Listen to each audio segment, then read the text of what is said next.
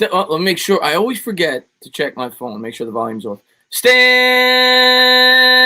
up, New York Giant fans. Thank you guys for tuning into the stream. We got a battle of the crappy football teams this week. The New York Giants versus the Washington football team. But nevertheless, it's a game that I want to win. I want to get this team going in the right direction. We've played two pretty competitive football games the last 2 weeks against two teams that, I thought were better than us. The Rams and the Cowboys going in. We played them tooth and nail. Couldn't come up with a win. Last week, a lot of people pointed to the referees. I think that's, somewhat fair, but we still have to find a way to win that football game. This week, we're going up against a team that we have to beat. I mean, when I look at Washington, they're a team that just doesn't impress me. They look pretty good week one with that pass rush, but we should beat them. They've given up 30 points each of the last 4 weeks. We've beaten Washington both times we played them last year. Daniel Jones, 2 of his 3 wins came against this football team. So we'll see what happens this week. Hopefully the New York Giants can come out with a win. What's going on, everybody? What's going on, Moose? What's going on, David? What's going on, C4 Taylor, John Williams, Joel in the chat, Frosty Clobbs in the chat, Bigger Mike in the chat, Harrison Jolly in the chat, Simon in the chat, Chris Gonzalez, D Coop, Nerding Out Sports. Thank you very much for being here, Vance Bill, Andrew, Mark AC. I'd like to beat the football team, Andrew, Mark AC. Thank you for popping in the stream, my man. Great supporter of mine. So we're going to try something different tonight. I'm going to have a normal Q&A. I'm going to talk to you guys for about 15 minutes or so. But I am going to put the link in the chat. That's why I got the headphones around my neck.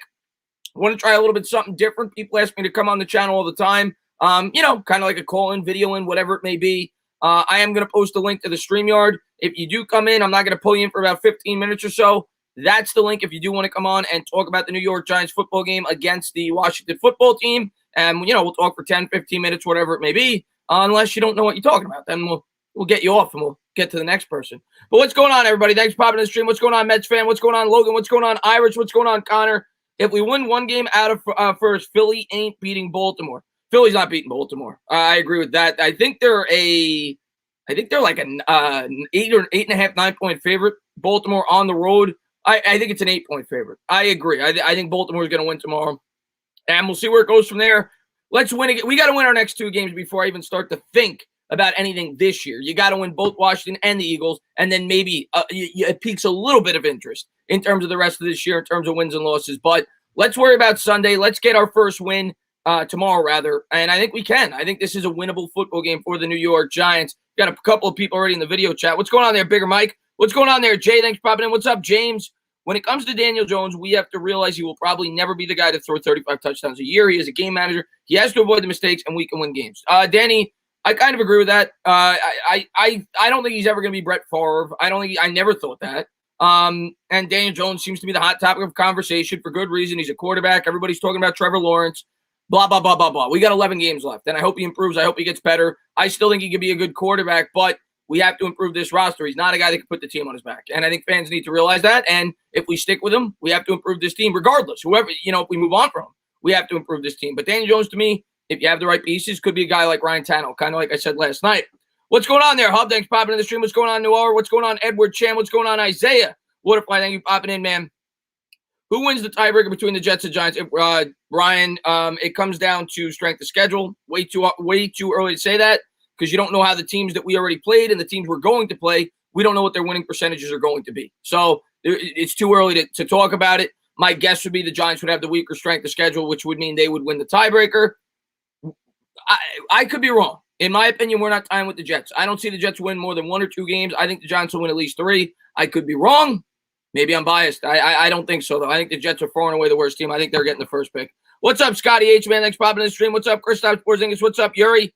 Tears MLB says, if we lose Washington, Gettleman might be gone by the bye week. It's a lot of pressure this week. And I kind of talked about it in my preview video this week. It's a lot of pressure this week for Dave Gettleman. It's a lot of pressure for Daniel Jones. It's a lot of pressure for the New York Giants. This is a game where there's jobs on the line. There's no doubt about it for the New York Giants. If you start out 0-6, losing your most winnable game of the year, it's gonna be a hard sell for ownership if Dave Gettleman loses this game this week. I'll tell you that right now. What's up there, Ryan? Thanks for popping in the stream. Giants 11-5. Are you smoking? And when people say he was the 6th overall pick, he needs to carry the team. Peyton Manning was 3-13 through his first 16 games, 2 with a horrible Colts team.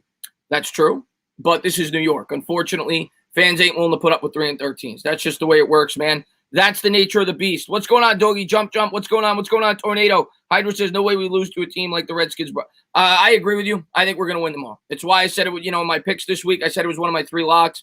I'm not going to say definite, though. The Giants are not good enough to take any win for granted. We got to fight tooth and nail to come up with victories. But this is one of the 2 or 3 games on the schedule this week that I feel comfortable saying that this year, rather, that I feel comfortable that the New York Giants should come up with a W. I thought that before the year started. I think it even more so now. I think the Giants have been playing much better than Washington the last couple of weeks, but we'll see. Their strength is our weakness. They've got 2 really good edge rushers. Our tackles have been struggling. So, obviously a big storyline going in this game is going to be Andrew Thomas on the left side going up against Chase Young or Montez Sweat, whoever he's paired up on. That's going to be a big storyline. Andrew Thomas coming off his weakest performance last week. He's got to put forth a better effort this week to give the Giants an opportunity to win this football game. What's up, Waterfly? What's going on, Christopher Hidalgo? You think we can still make the playoffs? No, not this year. You talking about this year? Playoffs? No chance. Not a chance in hell. Yo, Chris, if we somehow win the division and go to the wild card and play, we're not. I promise you. If we lose to Washington, we aren't winning more than 1 game. If we lose to Washington, I won't say that, but yeah. Maybe 3 games max if we lose this game. That's max. So I would agree with you on that. If we lose this game, I lose a lot of hope in terms of us being able to win very many football games on our schedule going forward. I would agree with that. Let's see what we got here. If we lose, it's because the O-line can't hold their own. C-Mac says, yeah, and it's listen, I'm gonna tell you this right now, and I see the Hub's in here. I'm gonna pull the Hub in first. He's a YouTuber. If we're gonna lose this game, we're going to lose the turnover battle. That's how Washington will beat us. And the way that'll happen is the offensive line doesn't hold their own. Daniel Jones fumbles the football. He puts the ball on the ground. That's going to be the key to this football game is being turnover free. If we're turnover free, I think we're going to win the football game. But let me pull the Hub in first and let us shrink us down a little bit. What's going on, Hub? Thanks for popping in the stream, my man. What's up, man? How you doing? Shout out to everybody in the chat. Thank you for having me on, bro. I should probably put my headphones on. But, yeah, I'm going to do something new. I don't know if my mod saw the link. I put it in the chat below. I'm going to try to have some people on via video. Give everybody 5-10 minutes to talk. I want to give everybody an opportunity. I already got another person in here waiting. My dad's in the background here. What's up, Dad? Yeah, I know. What are you doing? What's up, Dad? What's up there, Bigger Mike? Thanks for popping in the stream, man. And, yeah, so what's up, Hub, man? What do you think about this game tomorrow? I agree with what you said. Their biggest strength is our biggest weakness. And to clarify, you were asking, you're not sure if it's going to be Montez or Chase Young. I think it's going to be Montez against Andrew Thomas for most of the time tomorrow, which unfortunately means that Chase Young is going to be matched up against Cam Fleming, which is a disaster waiting to happen. That's what it's going to be most of the time. I expect them to switch every now and then, but mostly it's probably going to be Montez on Andrew, which even then it's like I can't say I have my full confidence in it because of how he performed last week. I want to say that a lot. I really do. But Montez has also been better in the NFL than I think anybody expected him to be. He's, Washington just has straight up a great defensive line. And you look at what the Cowboys did last week towards the end of that game, Chris. They did what the Steelers did to us. They started blitzing up the middle a lot, which is even weaker than our outside tackles. And that's what started getting to DJ. That's what started getting, basically Washington's defense, not Washington, Cowboys defense, which was terrible. That's what started getting their defense going. And Washington has even better personnel to do that. So if we lose this game, it's going to be because that defensive line completely wrecks it. Now, I hope that the offensive line can come back and perform like they did, say, against the Rams. But, I mean, I don't know. I want to say it's a guarantee, but with this team, I can't say anything's a guarantee. I'm be honest with you. Yeah, no, nothing's a guarantee. I think it's a game I'm picking us to win. Nothing's a guarantee. We're 0-5. So nothing's a guarantee for this football team. I agree. I think that's what I heard as well, that he's going to be paired up mainly on Montez Sweat. But regardless, like you said, Montez Sweat is nobody to sneeze at either. The guy's a former first-round pick. The guy's definitely a talented edge rusher. And it's his 6 week straight going up against a guy that's good off the edge. And he's definitely been put to the test. Not trying to make excuses for him, though. Last week he looked horrible. I thought it was his worst game of the year. He was the reason, in my opinion, he was the reason Daniel Jones put the ball on the ground. And I'm not, and I know Jones has fumbling problems. I'm not trying to, say that, Daniel Jones still doesn't have a problem. He's put the ball on the ground throughout this year. But on that play in particular, that was all Andrew Thomas. Andrew Thomas completely whiffed on that block. And if we're going to win this game, Andrew Thomas is going to have to play better. I agree with you completely. Shout out to Nikki in the chat. She's like, I'm following you, Hub. I just came over from my live stream and she was in there as well. I agree with you. Andrew Thomas, I think people are being a little too hard on him because, I mean, Jesus Christ. Giants fandom right now is probably in its worst state of all time because they're already giving up on a rookie left tackle. I'm going to repeat that on a rookie left tackle. But he's definitely got to improve. There's no excuses. And let's keep it real. There's no excuses to lose to this Washington team. I know I said if we lose, it's going to be because of what they do on the defensive line, but we're a better team than Washington, not only talent-wise, but I think we're better coached than them. I think in the past couple of weeks we played better games than them. I think Washington has sort of decreased since week 1 in terms of how good they are. I think the Giants have slowly improved each week. There's no reason we should lose this game. You know what I'm saying? Yeah, to me, it's the first whole year. And what's going on, Nikki? I saw Nikki in the chat last time. Nikki, I don't try to ignore you. I think she said I think she said I miss her when she comes in. A lot of times I have a lot of people in here. So, Nikki, I don't try to ignore you. You're a great supporter of mine. You're a great supporter of everybody in the Giants YouTube community. But as far as this game goes, I mean, yeah, I think that's far and away the most important thing, though. It's got to be get a clean pocket for Daniel Jones, something we haven't seen a lot, throughout the year. The pass protection seemed to be pretty good the first week or two, and then it just got worse and worse progressively. We've gotten better at run blocking. We've gotten worse at pass blocking. So that's got to get a lot better. And I think if they do hold up a clean pocket, I agree with you. I think we're the better football team. I think we should win this game. And it's the first game this year where I'm confident in saying that.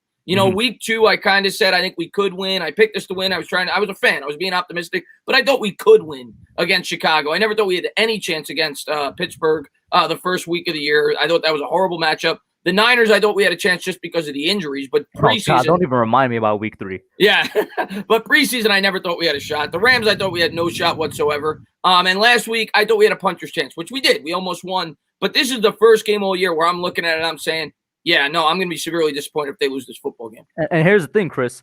It just seems like everything's going wrong for the Giants. Nothing's in our favor. You look at the injury report. Dexter Lawrence and Darius Slayton are questionable as of today to play tomorrow. We cannot miss out of them, especially Darius Slayton. We're running in with 4 wide receivers for like the 3rd time this year. It feels like all year we've been running in with 4 wide receivers. I don't know who to put that on. I just had OGR on my other stream. He's like, it could be on Chris Mara, who's VP player personnel. I'm putting it on Judge because he like has a big say on who the game day roster is. We're rolling in with 4 wide receivers again, and now your main one, Darius Slayton, is questionable for tomorrow. I don't even know what to say about that, man. Yeah, Slayton was questionable. I did read that Slayton was probably going to suit up. So we'll see. But Slayton is questionable. Dexter Lawrence is questionable. And if they don't play, that takes our chances down so much. Well, especially Slayton, because like you said, we'd only have 3 wide receivers left on the roster. I mean, maybe they would call somebody up last second, but regardless, is it possible to call somebody up last second? Maybe. Regardless, I mean, it's not even if you call them up, he's a practice squad receiver. You'd have a team full of practice squad receivers and a senior citizen with Golden Tate. So, I mean, Slayton is very important to this offense right now. We need him to be out there on the football field. Mm-hmm. And Shep isn't even playing. I see Connor Nadoro asking, is Shep playing? Nope. Sterling Shepard's still out. I have no idea. Shepard's on the IR. I think it was 3 weeks. They said it was at minimum 3 weeks. And I think this is the 3rd week, or was last week the 3rd week? He's been out since week, I want to say week 3. Yeah. He went out with turf toe in week 3. So this is the 3rd week. Yeah, this is the 3rd week. So a minimum, he will not be back, and he probably won't be back Thursday night either because it's a short rest. You figure at the earliest he'll probably be back week 8 against the Bucs. So we'll continue to have issues there at the wide receiver position. I see Jay Berman saying, with all due respect, good teams overcome injuries. We're not a good team, man. We're not a good team. We're not a good team. Yeah, I mean, I sometimes I guess maybe because I try to come out optimistic and look at the positives, some people may think that we're not a good team. We're a bad team. We're a very bad team. And the expectations coming into the year should have been that we're a rebuilding team that is not going to be able to compete with good teams. And so far we've played a 4-1 Bears team. We've played a 4-0 Steelers team. We've played the defending Super Bowl representative from the NFC and the Niners. We played the Rams, who went to the Super Bowl 2 years ago, and we played a much more talented Cowboys team. So, yeah, I didn't expect many wins this year, and we had a really challenging schedule to come out, and you see it. And the Bears are a lot better than I think people even thought. And that we thought the Bears were more of a winnable game. They're 4-1. And you look at the rest of our schedule coming up, you got the Browns, who are 4-1. You got Arizona, who's definitely an explosive offense. You still got the Ravens. You still got the Seahawks. Like, it doesn't get easier. after this 5-game stretch where we play mainly the division, it might even get harder. I'll tell you right now, it's not looking sweet. All right. It's looking very sour. It's looking very bitter. Low key, if the team continues to perform as it is right now, which is coming up short in just about every game, we're probably looking at like a 2-14 season. But deep down, I can't see us being that bad. I mean, like, damn, maybe it's my blue lens. Maybe I have my blue lens on, but I really can't see us doing that bad. Not 3-13, 4-12. That's realistic. And honestly, that's 2 of our 3 records of the past 3 years, which is going to be very disappointing. But the schedule, you're right. It gets harder. It doesn't get easier. It does get harder. We have kind of a little bit of a lull in the schedule with Washington this week, Eagles next week, and then I think Eagles again after the Bucks. After that, yeah, we're going up. It's a harder schedule than it was with the first 4 weeks. Yeah, so we'll see, man. We'll see. It's not going to get easier, that's for sure. Now I don't know if it's good news, but at least my line of thinking is, and it was at the start of the year, I think this team's going to get better. So when we play those better teams, we'll be a better football team, but it still may not result in wins because they're just going to be way better. Yeah, the schedule is just so brutal. But I just want this team to get progressively better. I want us to find some wins. I think they have gotten better. I think the last 2 weeks they have gotten better. The week 3 we don't want to talk about, but I do think they have gotten better. Maybe that's just me thinking too optimistically, but that's my honest belief, and I think it's going to result in a win tomorrow. I'm pretty confident we're going to get a win tomorrow. Pastor Ray, man, thank you very much, man. I really appreciate it. He says, us not being a good team 3 years into Gettleman's tenure shows again his failure. Team after team rebuilds 2 to 3 years and contends for the playoffs. Listen, I can't defend Gettleman anymore. I say it all the time, man. It's 3 years in, and the only way Gettleman keeps his job, in my opinion, at this point in time, is if they got to go at least 5 wins out of their last 11, and then it becomes a discussion. And that's not going to be easy. I think it's going to take at least 6 probably, and to win the last game of the season against the Cowboys to leave them off on a good note. If they don't do that, Gettleman's gone. I mean, I'm just being honest, and that's the truth. Because like Pastor Ray just said, listen, it's a results-driven business. It's 3 years. As much as I want stability and as much as I like some of the things he's tried to do, a lot of it hasn't worked out. And at the end of the day, his job is always, he put his job on the line when he drafted Daniel Jones. He did. And if Daniel Jones does not improve this year, which I think we're both hoping that he does, Gettleman's going to be fired. I mean, that's just facts. What's your take on it? I just want to say you got another super chat by Bertha. I'll let you get that first, and I'll give my take on it. Bertha says, I think Daniel Jones will be a car salesman in 2021. I hope not. I hope he's the quarterback for the New York Giants. But go ahead. So my thing on Gettleman, I know for a fact people don't want to hear me say, oh, yeah, man, I still think it's not Gettleman's fault. I still think that the dude had a terrible first year, where he had to clean house. Then the second year he started rebuilding, and the second year was where we actually started rebuilding because that's when we finally moved on from Eli. And low key, I'm just gonna throw this out there. I'm gonna put it into the universe. Is the reason we're so bad right now because we took way too long to move on from Eli? Like that really might be it. I don't want to get back too much into the past, but that always pops into my mind every now and again. But yeah, as much as I want to keep Gettleman for stability, you know what I'm saying? Because of the fact that we now saw with money in free agency, look what he did. He got, and I've been saying this for weeks, the best cornerback in the game right now. By stats, James Bradbury, he locked up these guys. We're Martinez too. Exactly. One of the best. Martinez, I think there's only 1 or 2 linebackers ranked ahead of him in the game, in their prime, for contracts that were not that cheap. The Giants got clowned because of what we did in free agency. They're like, oh, they went and signed this nobody James Bradbury instead of getting Byron Jones. And, Byron Jones got that super long contract. We got Blake Martinez, a guy who could only tackle instead of, who was the other guy people were talking about? Joe Sherbert, Corey Littleton. Yeah. He did a good job. You know what I'm saying? But it's, as you say, results driven. And I'm not going to argue it. I think at this point, it's kind of given that Gettleman's gone. I definitely agree. We should have seen better results by now, but I can't put it all on him. Maybe that goes to him as a talent evaluator. Who knows? But I'm kind of done defending Gettleman as well. It's kind of impossible at this point.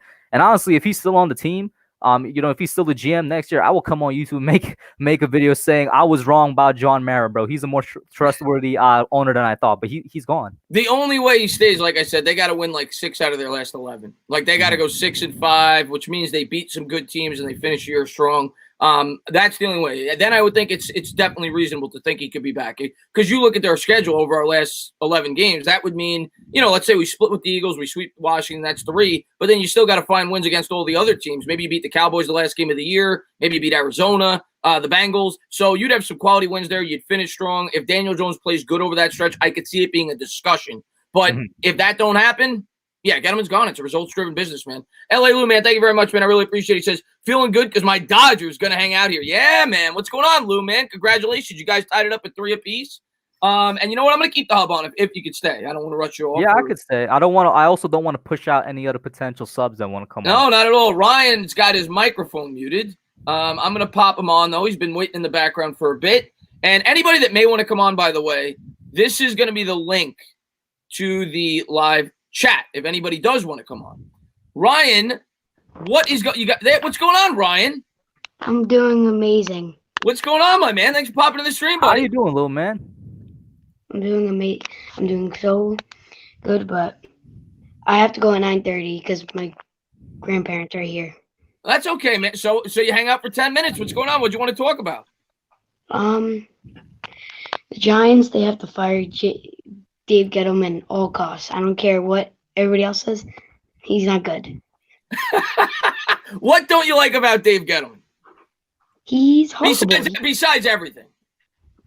I don't know. He turned into that Panthers team and good, and then he comes to New York and just sells the whole team. And now they're in the rebuilding phase. We're rebuild. Yeah, no, I agree. I understand the frustration. There's no doubt about it. I tried to get behind Gettleman. He started the. I think ownership personally made him keep Eli Manning. That's just my opinion. I could be completely wrong on that, Ryan. But I agree that listen, at the end of the day, like I said, he put his job on the line when he drafted Daniel Jones. It's going to come down to Daniel Jones's improvement, and there's definitely other moves you could point to. The Leonard Williams trade, very questionable. The Alec Ogletree trade, very questionable. Along with a couple, obviously his draft picks don't look as hot right now. So definitely some questionable decisions for Gettleman. I like some of the things he did, and I dislike others. But like we just said, it's a results-driven business, Ryan. And right now, I'm sure you as a fan, how long have you been rooting for the team? His whole life. Team since I was 5 years old. And how old are you? Well, what are you now, 40? 9. You're 9. Okay. So that's half half his life. You couldn't have started rooting for this team at a worse time. You couldn't have started rooting for this team at a worse time. 2016, you started rooting for us, right? Mm-hmm. That's brutal, Ryan. That's brutal, man. Ryan, what do you think about Daniel Jones, man? I have his jersey, but the thing is, I think he'll stay for a couple of years. And no, I think he's going to stay this year, and then we're going to draft Trevor Lawrence. What? So you think we're going to get the number 1 pick? You're that down on the Giants? I think we're going to tank for Trevor Lawrence. I mean, then we're going to have to just hope the Jets. So are you off of the Daniel Jones train though, or are you still with the boy? I'm with the boy if he just does good. At this point, as a Giants fan, you just do good. Okay. We got a comment for Ryan. L.A. Lou says, Ryan, what player moves would you make other than Trevor Lawrence? What else are you doing? Who are you trading at the deadline? I would trade away I would probably trade like a second or third for veteran talent. I really can't name anybody, but maybe. Okay, well, I'm gonna give you some names. Do you trade away Evan Ingram? No. Do you trade away Jabril Peppers? No, he's too young. I think you give him like 3 to 4 years left. Okay. So you don't want. What about Leonard Williams? Will you trade away Leonard Williams? Yes. Okay. So there you go. Tomlinson? In a year, and it matters what we get for it. Like a second, I would agree. I actually played Madden today, and I did that trade. I think I did it better than him. Clock's got a question for you too, Ryan. In your opinion, okay. He's trying to make you laugh there. In your opinion, are moose farts funny? No. I'm trying to imagine what a moose fart smells like. I said moose smart. Smells like. But Ryan, man, how long you been with the channel? I've been in for the channel for like a year. I just looked up Mets live streams, saw you. Now I know that you're a Giants fan, and I'm stoked. Oh, you're a Mets fan too? Yeah, my name on the chat's Mets fan 11. Bro, this Oh, poor that's kid, awesome. bro. This poor Yeah, kid. well, we're gonna get better though. I promise you. I promise you. You call me a Ryan. liar, but I promise you the Mets are gonna get better. Now, do you Ryan, don't regret? tell me. Are you a Knicks fan? No, Okay. Warriors fan. Do you regret choosing the Mets over the Yankees? No, my brother's actually a Yankee fan though, so. Ryan, so I just want to say thank you so much for coming on, man. Any more questions before I let you go? I have a question. First things first, I'm shaking. I am literally shaking. I get to talk to the legend. And also, I appreciate I it. have one more question for you. Yeah. Do you after the season do you let Graham Gano go and pick a different kicker, or do you let him stay? Well, the way Graham Gano's played this year, I mean, he's been phenomenal. You got to keep him, my man. I think he made 4 field goals over 50 yards so far this year. He's been great. Got to keep him as long as he doesn't get a DUI. Okay. Graham Gano, best kicker in the league. Don't at me. Bye. I have to. I'm shaking. Ryan, man, thank you so much for coming on, man. Thank you so much for being great, such a great supporter. I really do appreciate it. Hub, we're about to pop on a couple more. We got 3 people in the waiting room. I'm just going to talk to the chat for a couple minutes, and then we're going to pop them on. Maybe they'll ask us a question. Evan says, I'm a Giants and a Knicks fan. Well, you and me both. I'll definitely have some Knicks content up once the season gets into the fold until they start off 0-30. I do want to say Ryan brought up a good point. We only have Gano on a 1-year deal. We better lock this man up. He's been our MVP. Gano has been phenomenal so far this year, Hub, and I did not see that coming. I thought he'd struggle a bit, but Chris, I don't think anybody saw that coming. I know we all knew he had the power, but the accuracy he's at this year, I've never seen that from him. He's been phenomenal. He's going to the Pro Bowl this year. Well, there is no Pro Bowl, but if there was going to be one, he'd be going to the Pro Bowl. He looks like Rosas before he started drinking. Mm-hmm. Let's see, we got it. Ryan is the GOAT. Ryan was phenomenal, wasn't he, guys? Clap it up. We need clap emojis in the chat for Ryan. He was phenomenal, guys. He was phenomenal. I need Ryan and then the GOAT emoji in the chat. Mr. Mini Guy says Ryan for Giants general manager. I'll tell you what, he did a great job. He told you he would trade away Leonard Williams. He told you you'd stick with Graham Gano. He's more qualified than Gettleman. I'll give him the job right now, Hub. Hey, man, listen. He didn't say it outright, but it sounded to me like he was still on the Daniel Jones train. You know what I'm saying? He got the man's jersey. He said, I'll ride him out for the next year. I mean, that sounds like Daniel Jones to me. He said he's drafting Trevor Lawrence, but you tell me, Chris. Tell me. Maybe he's gonna move. Maybe they're gonna move Daniel Jones to the Taysom Hill role. Who knows? Maybe. But he sounded like he was all about getting that number 1 pick. Joe Lutz just sharded. I'm glad to see that he's in the chat, man.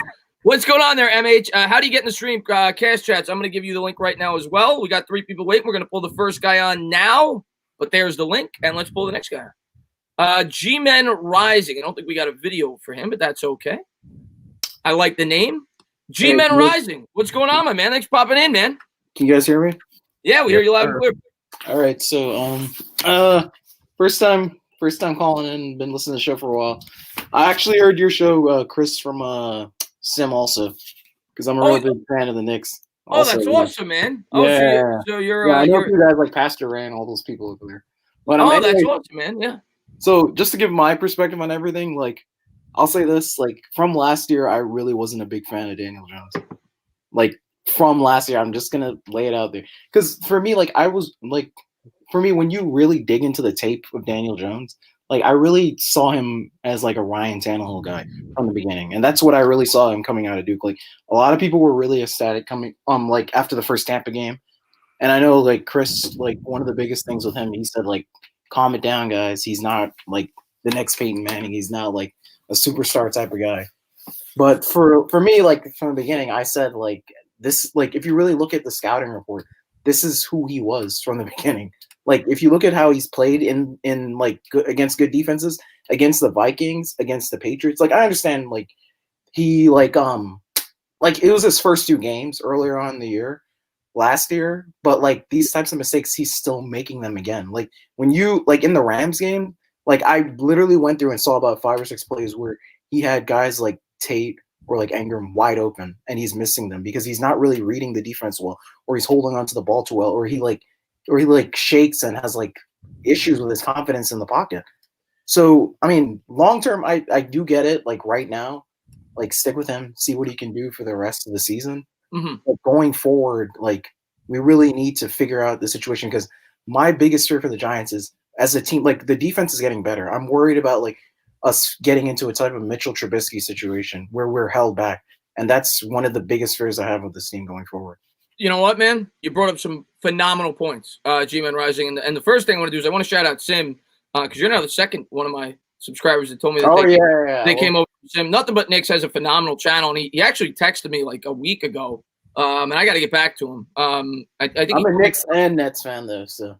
Oh, all right. Both New York teams. That's interesting. Yeah. Okay. So like I started following the Nets back in like the early 2000s when they were like in the finals, and then when the Knicks got Carmelo Anthony, I started following the Knicks. Okay. So Okay. I've always been and they never really had a rivalry, so I just said I'm a Knicks and Nets fan. It's fun. I had It's very weird. kind of similar story. When the Knicks have been bad for like the past 10 years, right? So I've always been a Knicks fan. But when I went to high school, my high school was actually like a block away from Barclays Stadium. So I would always pass by there. I would always see the Nets play. Like it was just right there. So I kind of started observing them a bit more. But once KD and Kyrie went there, I was like, nah, I'm done with the Nets because I hate those guys so much.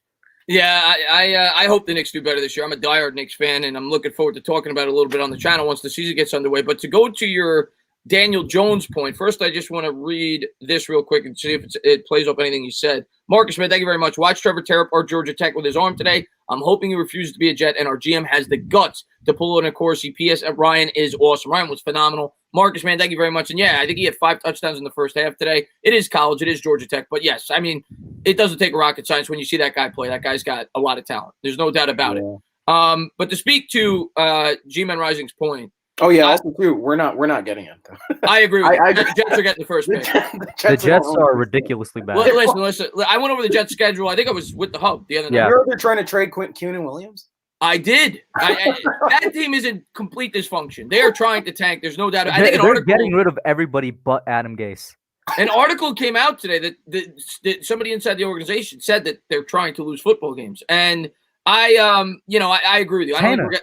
They're genius, bro. Big brain moves. They're keeping Adam Gase so that they lose more games so that they get Trevor Lawrence. That's genius. There you go. But to speak to G-Man Rising's point about Daniel Jones, that was what like you said, that's kind of what I said after the Tampa game. And I was excited as everybody else because he looked phenomenal in that game and everybody got excited. But I tried to pump the brakes a little bit. Of course, I'm excited as a fan, but I knew with a game like that, I thought he should have never been put in there to begin with. I thought it was too early. It was only 2 games into his career. You had the golden opportunity for him to sit and learn under Eli for 10 games, 12 games, whatever it may have been. I think that could have helped his growth and taken away from some of the pressure this year.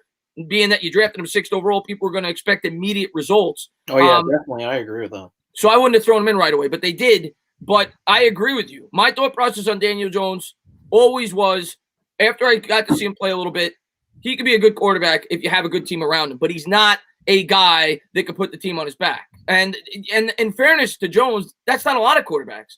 Yeah.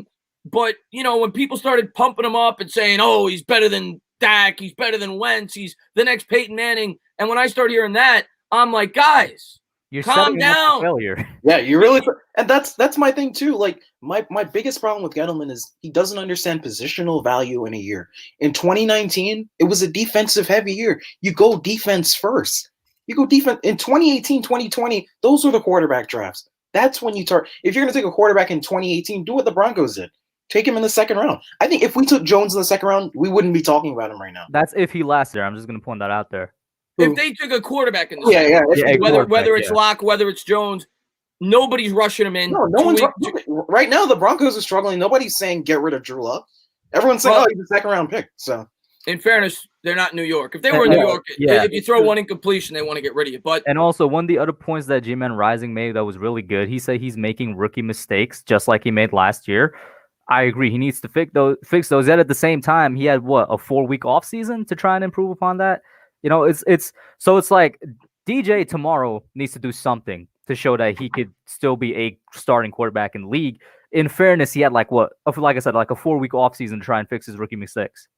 Yeah, but I mean that's just the brutal thing about the NFL today. Like the problem is with this new structure where you can get a big contract after 5 years.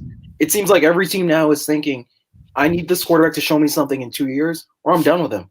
That I think it's becoming more like the NBA where like you get that big rookie max contract, and the quarterback is basically you're trying to see if in 2 years the quarterback can show you that, or you're going to get rid of him.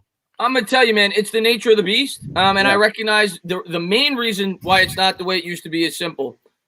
For you to win in the NFL, you know, the best way to win in the NFL is to win while the quarterback's on that rookie deal, because exactly. the market for the quarterback has gotten so ridiculous where they make 20% of the team's salary cap that you need to try to win a Super Bowl in those first 5 years, because then you know you're going to have to pay him if he's a successful quarterback. And that's, I think, the biggest reason why it's become a microwave league, where if you're not good right away, we're ready to move on to the next quarterback. And I don't think that's the way to go about doing things. I personally think that you need, especially the quarterback position, especially when you make the guy learn 2 different schemes and everything else, there's going to be growing pains with the quarterback. And that hasn't changed, you know, from 20 years ago. It's just that teams try to rush it now because they try to win a Super Bowl as quickly as possible. I understand that, but by the same token, I think you still need to realize that it could be some growing pains. But I agree with you. Listen, if Jones doesn't improve over these next 11 games, okay, and hopefully he does. I think we're all hoping that he does.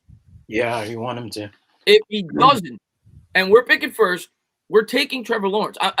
We're taking Trevor Lawrence, and I don't even want to talk about it anymore because we still got 11 games to play, and I'm hoping that Daniel Jones improves and becomes that guy. The question becomes, if he doesn't play well and you get the second or third pick, do you then go with the quarterback? And the only way I do it then is if I'm completely sold that he's a no doubt prospect. If not, I continue to build up this team with that high draft pick, with an offensive tackle, whether it be Penei Sewell, whether it be defense, whatever it is, trade down, get more assets. And then you set it up for Jones one more year. And if he doesn't work out, the guy you bring in has a better foundation around him. And maybe you go out there, you sign a journeyman in free agency, someone like Teddy Bridgewater, even though he's not a free agent. But and somebody that's what I wanted last year. After 2018, I said, let's just we know Eli's done. Let's just sign somebody like Teddy Bridgewater, have a gap year, focus on defense, and then draft our next franchise quarterback in 2020. That's the way I look at it, you know, and I just hope that Jones goes out there tomorrow, balls out. I'm not going to put too much stock into it, Hub, because they are playing Washington. But if he plays a good game tomorrow, maybe that springboards him to having a good effort against Philadelphia. And then if he wins that, because I'm telling you, like, if we don't, I have a feeling if we do not win tomorrow, we're going to be 0-8 starting out, because we have Philly on Thursday Night Football. We always lose the Eagles on Thursday night. On Thursday night, Monday night, we always lose to them. And then we have Tampa right after on Monday night. I'll tell you this. He needs a win not only to sort of get confidence back in him, but for him to get confidence in himself. You know what I'm saying? When you get the wind of momentum at your back, who knows what that does for you and how you do in the next game or just for the rest of the season. Like, the dude's confidence has been shaken. I think we could all see that.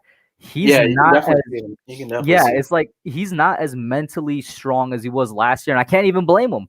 Like, these are demoralizing wins, so he needs something to get him back.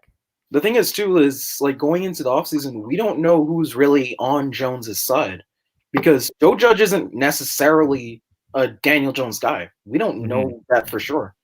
I mean, he's played with him for 5 games. But, I mean, Joe just seems like a guy that wants to like back his players, but he also seems like he wants to win. Like if he has like a really rough season, and the new GM says, "Hey, I'll keep you on for a season, but you need to win," he could come in and say, "Well, I want a new quarterback. I want somebody who's going to help me win." Yep. So there's a lot of pressure from every angle going on. Right. Great points, man. I'm gonna get a couple more people on, man. But definitely. Yep. Thank you so much for coming on, man. And it was a great conversation, man. And we'll talk soon. Yep. Have a good one, G-Man. All right, buddy. All right, next guy we got up here. We got a couple. We got Pest on the line here too. He's gonna be on here soon. All right, let's get the cash chats first. What is going on, cash chat? You got we got matching Barkley jerseys on. I like that. We think alike. What's up, buddy? Yeah. What's going on? I'm Australian, so it's 12:30 p.m. right now. So you're in Australia? Yeah, got to wake up early tomorrow morning. I think it's 4 a.m. The Giants game. I do it every week. And it's actually on a Monday morning, so after that I go to school. But how do you catch the game? Oh, I bought this thing called the NFL Game Pass. So it's like $250 and you get every single game for the whole year. It's kind of good. Oh yeah, it's like I think it's only us. I got caught by NFL Game Pass because I thought I could watch it live. I don't know if it's only a US thing, but they only let you see the replays. Oh no, you can watch it live, but I think it's like. Oh, did he freeze? Might be that. I mean, he is all the way at the other cross of the world. Uh-oh. It's at the same time. You're crashing in and out, mate. I'm trying to say the Australian word. Oh. You there? Yeah, I'm here. Is it back? I hear you. You're kind of coming in glitchy, but I wanted to ask you, how did you start rooting for the New York Giants all the way from Australia? Okay, so the reason why I started watching was because I got the game Madden, and then I just like randomized my team and it landed on New York Giants, and I was like, that's my team. And then ever since then, wow. So you have started- Madden to blame for your misery. yes, exactly Madden. That's why I don't get Madden anymore, because Among other reasons. as well, yeah, it doesn't really change. I mean, that was in 2017, and yeah, ever since then. Just like Ryan, man, the worst time to be a fan right now. Yeah. So give me your thoughts on the team right now. Obviously, we're not that good. We're 0-5, but what do you think of the future of this team? What do you want to see from this team the rest of the year? And what do you think some of our biggest needs are going forward? Okay, so I think that because I'm like in Australia, I also watch other sports, and the home sport is AFL, and my team there has been sucking for the last like 20 years, ever since I was born. So I haven't actually had any team being successful for me. So, but what with that team this year, they just missed out on, we call it finals, which is basically the playoffs. And next year they're looking really optimistic, and they're probably going to make the finals. So I think that's what we need to do with the Giants. So the Carlton football team, they spent years on rebuilding. They trusted their blokes and they backed him in. I don't think we should be changing our QB. We've got to keep Daniel Jones in for a bit.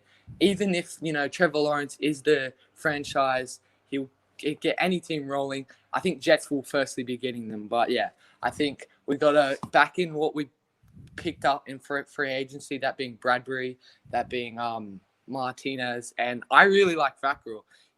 Before that pick 6, I think he was really underrated. I think he's one of the most underrated players on our team on offense and defense.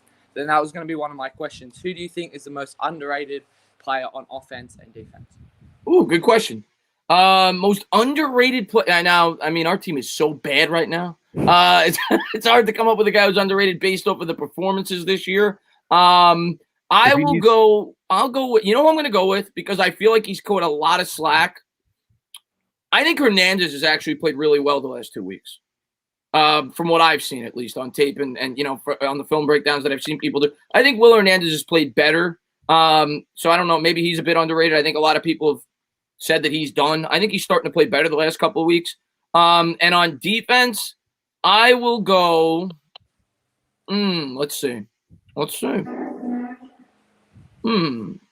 a good one, because Bradbury's obviously not underrated at this point. I could go if you need some more time. Maybe Fackrell. Fackrell. I think Fackrell's been pretty good, and maybe he's going a little bit overlooked. What about you, Hub? I'll start off with defense. I think on defense, the most underrated guy we have would be Ryan Lewis. I know he's only been here for like 2 or 3 weeks, but the reason I'm so impressed with him is because he's a practice squad player and he's pretty serviceable. I'm going to use the word serviceable. He's not great. He's definitely not terrible, but he's pretty serviceable at that number 2 spot, and he's been okay there. So Ryan Lewis is my guy on defense. On the offense, like Chris said, it's really, really hard. You took my guy. I was going to say Will Hernandez, so I'm actually going to go on the other side. I'm going to say Kevin Zeitler, because he's another one of those guards on the inside that's been catching a lot of flack, but I feel like he's improved as the weeks went on. Yeah, I think you've seen the interior line in general improve over the last couple of weeks. It's more so been the tackles. So I think that would be my answer. Let me get John. He says, I think if we could take Lawrence, I'd rather back to get 2 first-round picks to help our line, maybe our wide receiver or edge also. Stand up, John, man. Thank you so much, man. I really appreciate that. He says, I think if we could take Lawrence, I'd rather back. So John's basically agreeing with Cash Chats. He's saying if we get the number 1 pick personally, I would rather trade down, get assets, and fill in the other holes on this roster. Hub, let me ask you, if you had the number 1 pick, let's just say that was the route we were going. Okay, we're gonna take the option to take Trevor Lawrence out. The Giants come to the conclusion we're trading out of number 1. Let's say a team wants to come up from 4. Okay, What are you asking for? Do they have another first rounder? I'm asking for that other first rounder as well, right? But obviously, if they want to come up, I'm looking back to, what was it, 2018, I think, when the Colts traded up to the Jets. It was the Jets with number 3, right? The Colts traded up, and I think they got like 2 first Colts rounders. traded down. Jets Oh, the traded. yeah. So yeah, the Jets gave them 2 first rounders, if I'm not mistaken, right? So It was 3 to 6. The Jets got the 6 and 3 second rounders. They got that year's second and 2 future seconds. Yeah. All right. So that's what I'm looking for. If they have another first round pick, I'm going for that. If they don't, I'm looking for exactly that. The next highest thing, which is the second rounders, and I'm going to be looking for multiple. I'm looking for, if it's this year, give me 2 first rounders from this year and like a third next year. But I'm looking for something high. I'm gonna tell you what. Yeah. If I'm trading out of one with Trevor Lawrence as the guy, because this isn't a normal number 1 pick. You're talking about. It's very rare where the quarterback is the best player in the draft. Like Kyler Murray was the first pick. He wasn't the best player in the draft. Yeah. Chase Young was the best player in the draft. So, or Bosa, I should say, was the best player in the draft. So it's very rare that the quarterback is far and away the best player in the draft. If I'm trading out of one, if I go 1 to 4, I want next year's first, and I want this year's second and a future second. I want first, second in this year's draft, next year's first, and next year's second. If I'm trading out of that pick for that player. And I was going to say, if you pass up on that player and he becomes the next Peyton Manning, you are going to look like absolute imbeciles. So you better get a boatload back. I was going to say, it also depends on who the team is. I might be asking for a player as well because of what you just said, because of who we're potentially giving up. Like, say it's the Broncos. I'm asking for one of their best defensive players to get over here, or I'm asking for Cortland Sutton since we need wide receiver help to get over here as well. Yeah, and I see Scott says, thanks, man. What's going on there, Scott? Yeah, of course, man. I saw the wrench. I took away everybody's wrenches, Scott, but you've been with me forever. I saw you say that. I had to give you one.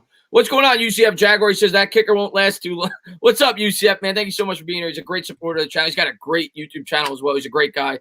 Going over there and check him out, man. But yeah, Cash Jets, anything else before I let you go, buddy? Yeah, I got a couple questions. What does today impact you on Trevor Lawrence? Does that make you want him more, or do you think that you still do not want him at all unless he's first pick? Listen, I know that Trevor Lawrence is the hot topic of conversation, and that's all anybody wants to think about because we suck, and people see that Daniel Jones isn't playing that well. Right now, Trevor Lawrence is not on my mind. He's really not. The only reason that he is on my mind is because people ask me about him. Yeah. But right now, I'm saying to myself, we got 11 games. We still have a lot of time to see if Daniel Jones and this team in general can improve. And I honestly don't think we're going to get the first pick. I continue to say that. I look at the Jets schedule. Yeah. I don't see how they're going to get wins. So realistically speaking, I don't think we're getting the first pick. It's why I'm not even thinking about Trevor Lawrence. But what do I think of Trevor Lawrence as a prospect? I mean, I watched him today. He's phenomenal. The guy is a great quarterback prospect. There's a reason he's being hyped up. And if the Giants had the first pick, I think we'd take him. I think he's a phenomenal prospect. From what you hear, he's the best quarterback prospect to be coming out since Andrew Luck. So if that's the case, it's hard to pass on a guy like that. I don't think he's going to be a Giant because I don't think we're going to be picking first. The reason it had no impact. People were saying, I want to trade down if we are the first pick. But who in free agency would you like to see sign from our team and outside of our team to play? Good question. I'll let the hub answer that one. That's a difficult one. Who's even? Do you want me to answer it? I'm thinking. I'm blanking. Yeah, go ahead. I'm not. Okay. Sure okay. From our team, you've got really Dalvin Tomlinson is the biggest name that's a free agent on our team that I can think of off the top of my head. Pretty much everybody else is signed because they extended Ingram, they extended Peppers, and everybody else is like in their third year on this team. So we don't have many guys. Golden Tate's still under contract. Shepard's still under contract. Obviously, Daniel Jones, Saquon Barkley's still under contract. Zeitler's still under contract. Our entire team. So really the only prominent free agent on this team, potential free agent, would be Dalvin Tomlinson. And my answer to you about Dalvin Tomlinson, I'm only bringing him back if I'm what am I saying? Leonard Williams is a free agent, of course. That slipped my mind. Leonard Williams was franchise tag. So my answer to you with that is I'm only keeping one of the two. And it kind of comes down to a cost for me. If Leonard Williams wants $17 million, he's gone. And maybe I like to keep Dalvin Tomlinson. It depends on what the GM's philosophy is, though. In terms of from the outside, I mean, I think that's going to depend on where we're picking in the draft. Who we think we're going to be taking, what position we're going to be taking. Because like last year, I said Conklin, but the Giants obviously knew they were taking a tackle. So I think it's going to depend on what position we think we're eyeing up in the draft. But, I mean, in free agency, I think you're looking at potential wide receivers. I've talked about Sammy Watkins. There's a number of wide receivers we could be looking at if you want to go that route. edge rusher to me is a position I think is the most important thing for the Giants to target in free agency because it's a thin draft at that position. Greg Rousseau right now is the only prominent name you hear at the top of the charts. So, and there's a number of guys. I mean, you got Yannick is still right now potentially a free. There's plenty of guys. I mean, Judon, Shaq Barrett, there's plenty of guys. So if it was me, I'm probably targeting, if I'm going for a big guy, which I don't know if they'll do, I would go for an edge. And then I would try to fill in my other holes in the draft. That's what I would do.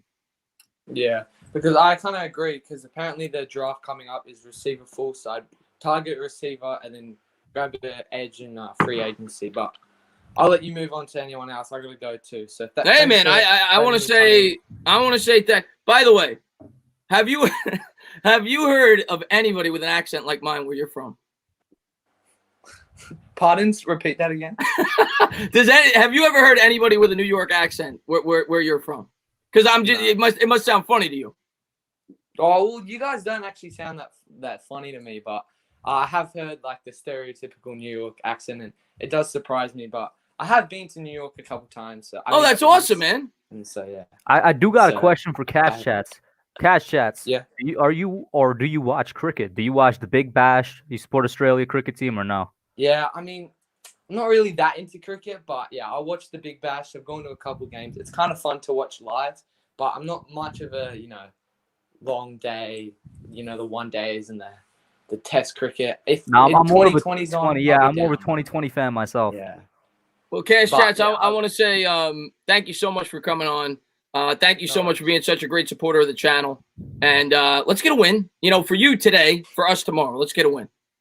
Well, it's actually tomorrow because it's at 4 a.m. tomorrow. So okay, so tomorrow for you as well. I'm off with the times, but enjoy the game tomorrow. Let's get a W, and let's get to 1-5. I can't believe I'm saying that with pride, but let's get to 1-5. All right, my man. Have a good one, buddy. All right. Just gonna get to the super chat, and then we're gonna pull Jay Saint on next.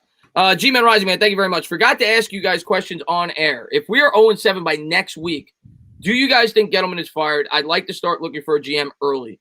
I said at the top of the stream, I don't know if you probably just popped in. I said at the top of the stream, I don't know, because the Giants do seem to be a team we know that is patient, and they don't like to make rash changes. But I'll say this. If they lose tomorrow and if it's an embarrassing fashion, say we lose by 14 points, 20 points, and we look horrible doing it, I could see them moving on from Gettleman. I could in season. I don't even think it needs to be embarrassing. I think that the fact that we're just losing to Washington, and I think we both agreed we're a better team than Washington right now. I think that's enough for Giants ownership because we also both agreed on multiple occasions that Gettleman was gone before the season even began. Like he was going to be the guy that's going to suffer. So if we lose tomorrow, I am very much convinced that he might be an in-season fire. Yeah, I agree. I think it's a big game for Dave Gettleman tomorrow, and it's a big game for Daniel Jones. Both those guys, huge games tomorrow. We're gonna bring Jay Saint on. Let's bring him on the screen. What's going on there, Jay Saint? What's going on, man? Thanks for popping on, man. What's going on? Long time listener, first time caller. What's shaking? What is shaking? What's baking, man? Thank you so much for popping on, man. I mean, you got the Barkley jersey on. Yeah, thank you for thanking me. You got the Barkley jersey on. What's up, my man? I like it. I just grabbed the first jersey that was in the closet, and it happened to be Barkley. Look at this man, multiple Giants jerseys. I just want to say he got even the streaming setup out there. He got the bar and the mic and everything. Well, I have a channel too, so. Oh, you do? I was ready. Shout out to Nerd Cage Live. Yes, there you go. Check him out. Check him out, man. Thank you so much for coming on. Just gonna read Nick's thing real quick, and then we'll get to the combo. That's good. Nick says, "What's up, guys? $50 bet on the Giants minus 2.5." Nick, lock it up. You just won yourself $50. Jay, let's talk, man. What do you want to talk about? Well, listen, I want the W as much as everybody else right now, but there was another wish I have for tomorrow's game is that I hope this is the game that we finally bench Cam Fleming. I'm expecting him to get burned by Chase Young, and hopefully we can throw Matt Hurt in there. Yo, Cam Fleming against Chase Young tomorrow. I'm going to be laughing, but on the inside, it's laughing to hide the pain. Chase Young might really destroy this man tomorrow.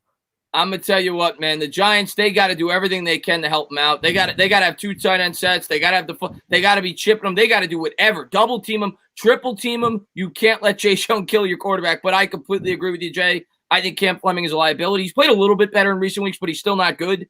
And he's definitely a guy that every time he goes out there, you're worried that your quarterback's going to get killed. And And I agree. Touchdown. Yeah, well, Yes, yeah, we- with the If we motion have those penalty. 2 touchdowns, are we having this conversation still? No, because Yeah. if we have those 2 touchdowns, we're up 8. And Yeah. if we Those are 8 if we points win off. last week, the pressure comes off a little bit from Jones. Exactly. We're 1-4. Then you're saying to yourselves, "Oh, we're going to beat Washington." All of a sudden, we're 2-4. We're like tied for first. Yeah. And then you got on deck. That was such a unfortunate loss because it really did change because it would have been a completely different mindset from this fan base if they won that football game. Jason, I just want to say you look like a mixture between LPG and Trevor Lawrence if they had long hair. I gotta say that, like, I'm from Syracuse, so I'm an Orange guy. So seeing, dealing with Clemson for the last few years has been god awful. But I love Trevor Lawrence. But here's the thing that no one's talking about. Like, Trevor Lawrence, as great as he is, look at the team around him. Like, if we bring him to New York, he's not gonna replicate the success he had in Clemson. Listen, the I guy's great. admire the kid. I do. The guy's great. The guy's super Yeah. talented. But I agree with you. At the end of the day, we had a great quarterback. People forget Eli Manning was one of the top 3 quarterbacks in football in 2011. A year or 2 later, he fell off the map. That doesn't just happen. The team was horrible. There are not a lot of quarterbacks that could overcome the deficiencies that this New York Giants team has. So I'm going to say this. I don't care how good the kid is. If the Giants end up selecting him, if people in this chat expect the Giants to be going to the playoffs in his first year, you better tone down your expectations. Much like I said about Daniel Jones after that first game, you better tone down your expectations if you expect Trevor Lawrence to come in here and be the savior year 1 with the crap that the New York Giants have on this roster. I recognize the guy's a supreme talent, and if we bring in a new GM, I get it. Not that I'm rooting for it, but I get it. If we get that first pick, I completely understand it. But this team is still ways away. He's not going to just wave a wand, and the New York Giants are suddenly going to be a great team. Also, look at the team that he played today. I don't watch much college football, but I know Georgia Tech is probably absolutely no match for Clemson. That's why when Cash Chats asked how much did it influence my opinion, I'm like, it didn't at all, because that's what he's supposed to be against a bad team in Georgia Tech. He's supposed to do that. Yeah, exactly. And John, man, thank you very much. He says, man, if we beat the Cowboys, sadly, we couldn't beat. Oh, man, we beat the Cowboys. Sadly, we couldn't beat the refs. Yeah, I don't like to make excuses, but I'll tell you what, man. Since I've been on YouTube, if there was a game where you could have blamed the refs, it was that one. And specific, the call that bothered me more so than anything was the non-holding call on that last drive. Like, that was ridiculous. Yep. It was like, wrap around his neck and all that BS. It was actually 2 of them. It was on 2 different two different offensive linemen for us that the non-holding call was on, I'm pretty sure. I want Michael Gallup on the Giants, though. Like, if there's anyone we can steal from Dallas next season, if Dallas can't pay everybody, let's bring in Michael Gallup because we need. Is he a free agent next year? Because I thought somebody told me that it's 2 years with Gallup. Oh, I don't know, but Dallas ain't gonna be able to pay for everybody. So, guys, I'll throw out a name for you right now. Since Houston's almost definitely going to be selling, what about if we try and get Kenny Stills? Because he might be a cheap option, and I think he could be a nice deep threat. yeah, Wouldn't mind him at all.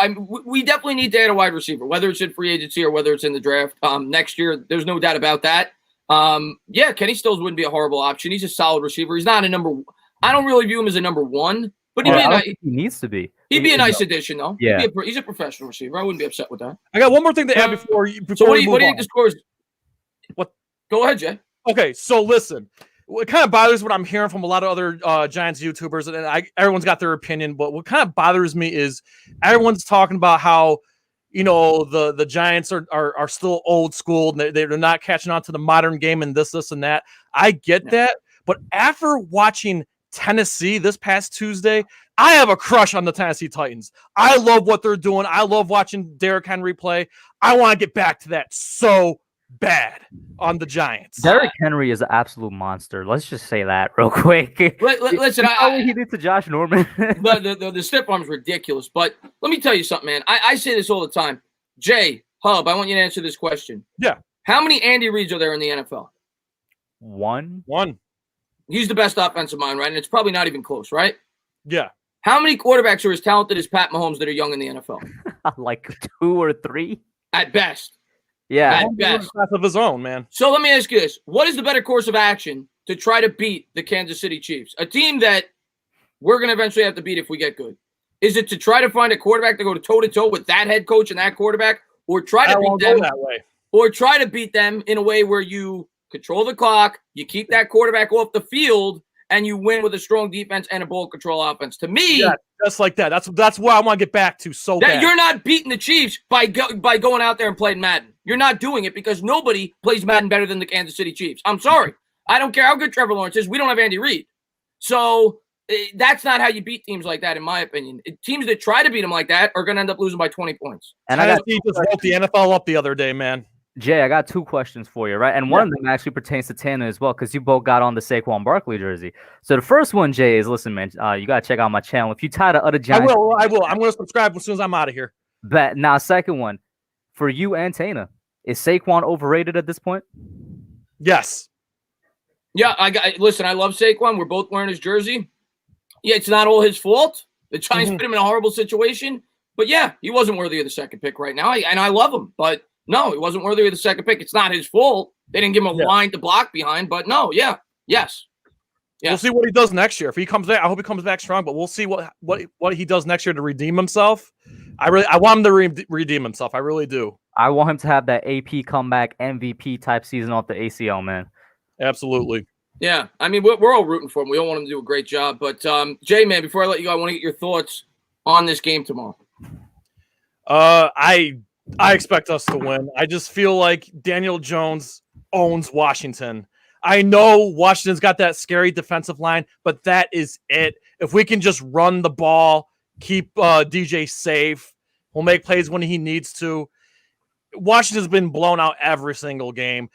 We're 0-5, but other than one game, we've been competitive. I expect the Giants to win.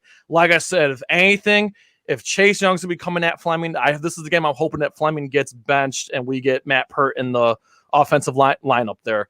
And on top of that, can we please get a natural-born center, please? None against Nick Gates. We need a real center. I've seen way too many high snaps for my liking. No, I agree with you. And maybe Gates becomes a guard eventually for the Giants or a tackle, and maybe he evolves into that center. But I agree with you. We've been messing around with that center position for a while. I'll give you a score. I'm going to say 24-17.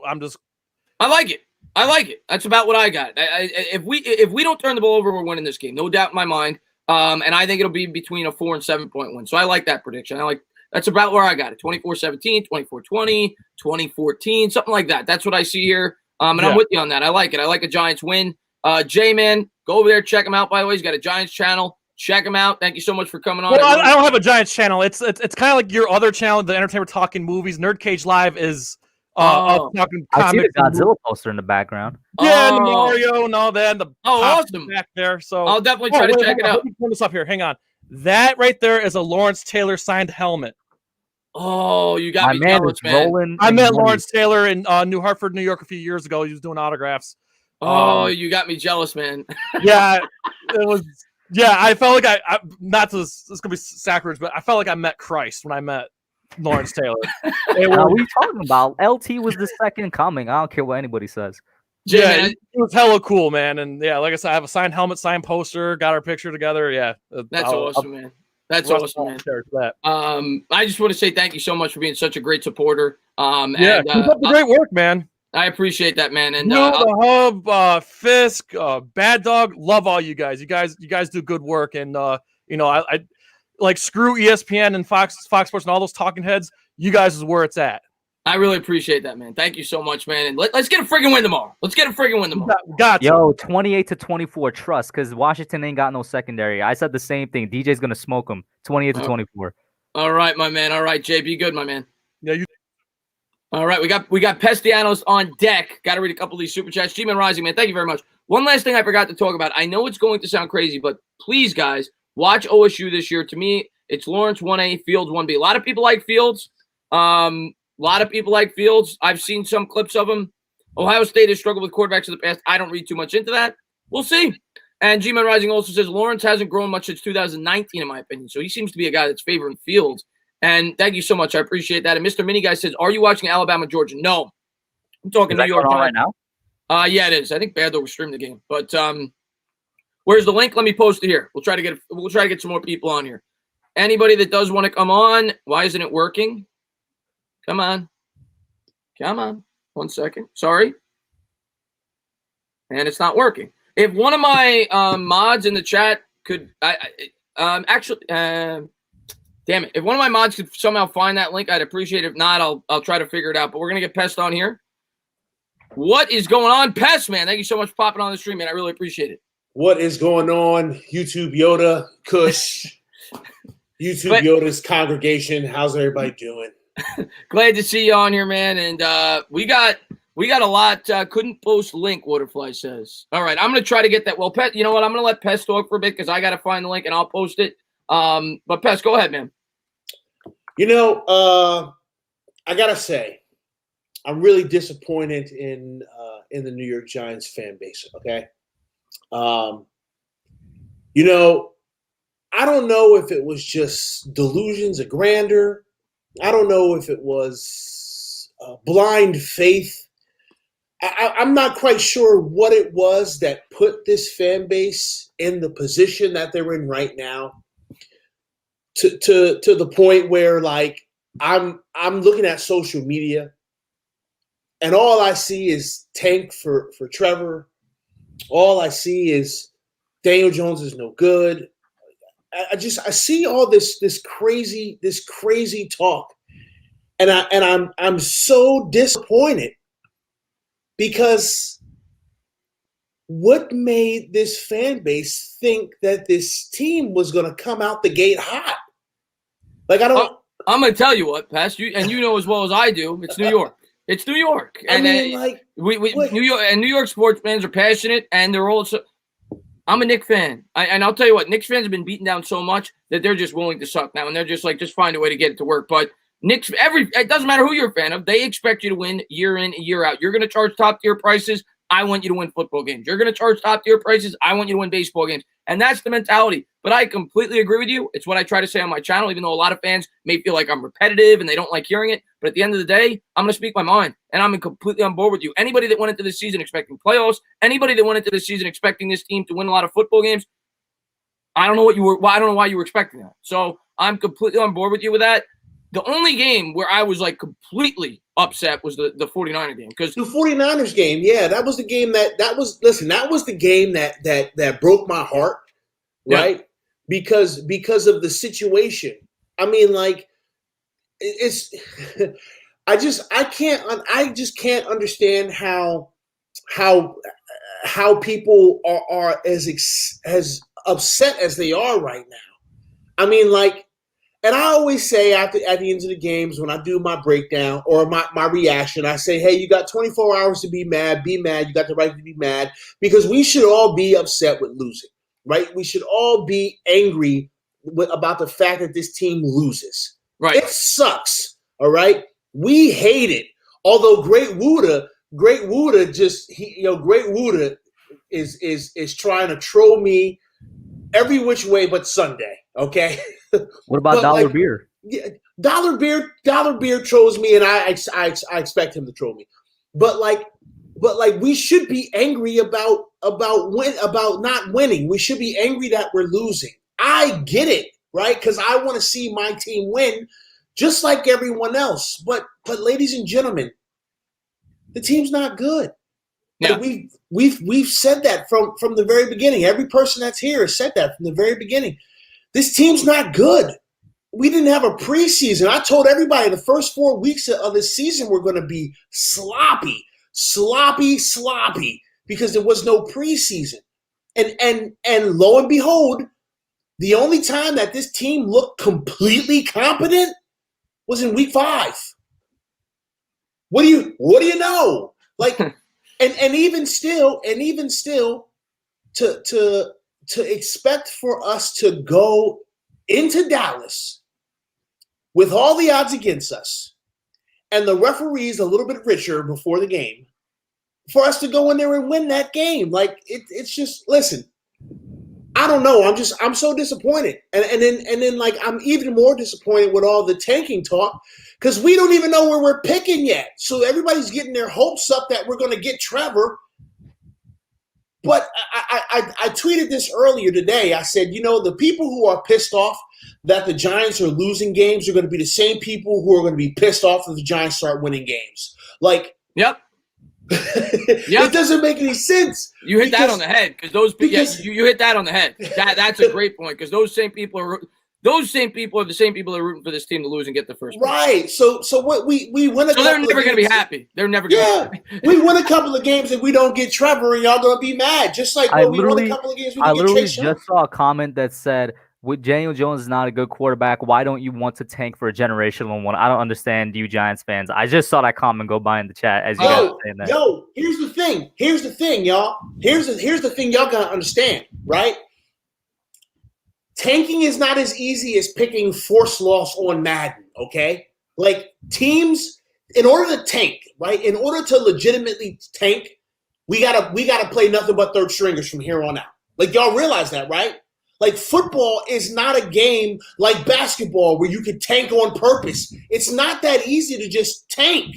We're not. First You off, we're got not. to convince players. Yeah, Like We're not. Bradbury We're and not. Martinez We're who are not. balling out. We're not. You can't tanking. happen. It doesn't happen. It doesn't happen in football. football. No, first off, nobody's tanking. Like certain teams are making moves, in my opinion, like the Jets, trying to set up losses. Sure. But the players and the coaches, do you think the New York Jets head coach Adam Gase is trying to lose right now? Adam Gase knows if that team goes 0-16 or 1-15, he's out of a job. And it's the same thing with the New York Giants. Do you think the New York Giants are trying to lose? Nobody is tanking. I understand why people are fed up and they want a quarterback, but let's see how the team plays over the last 11 games. That's what I continue to say. And at the end of the year, we'll evaluate and we'll see where the team's at. That's all you can do as a fan. Can you hit that super chat? You got Can you two hit that super super chats. Yeah, let me chat get from to it. Pastor Ray. I love Pastor Ray. Pastor Ray's a great fan. Let me get to a couple here. John Silverman, thank you very much. Jones is my quarterback and running back all day, baby. Yeah, he's our leading rusher. So right now he's our best running back. Icy, thank you so much. Who isn't playing tomorrow? Well, there's a couple of guys on the injury report. I don't think anybody's been ruled out yet. It's just questionable for D-Law and Slayton. That's it. Yeah, in terms of the well-known players, nobody's been ruled out yet, Icy, but Slayton and D-Law are questionable. And Pastor Ray, man, thank you very much. No offense, Past, but I have dedicated over $40,000 in tickets to the New York Giants. DJ to me is a disaster, just like Dave Gettleman. Right now, I'm looking towards the future. Pastor Ray, listen, Pastor Ray, I completely understand. I completely understand the frustration. I completely understand, and I never tell anybody how to root for your team. If you're, I don't even think Pest is saying that you're wrong for people that do want you to go on 16. He's just saying he disagrees with the opinion. It's not even that I disagree with the opinion. What I'm saying is that the people who are mad about us losing came into this season with some kind of weird outlook, right? Some kind of weird expectation. And now you're switching your expectation to another unattainable expectation of us to go 0-16 and lose all the games.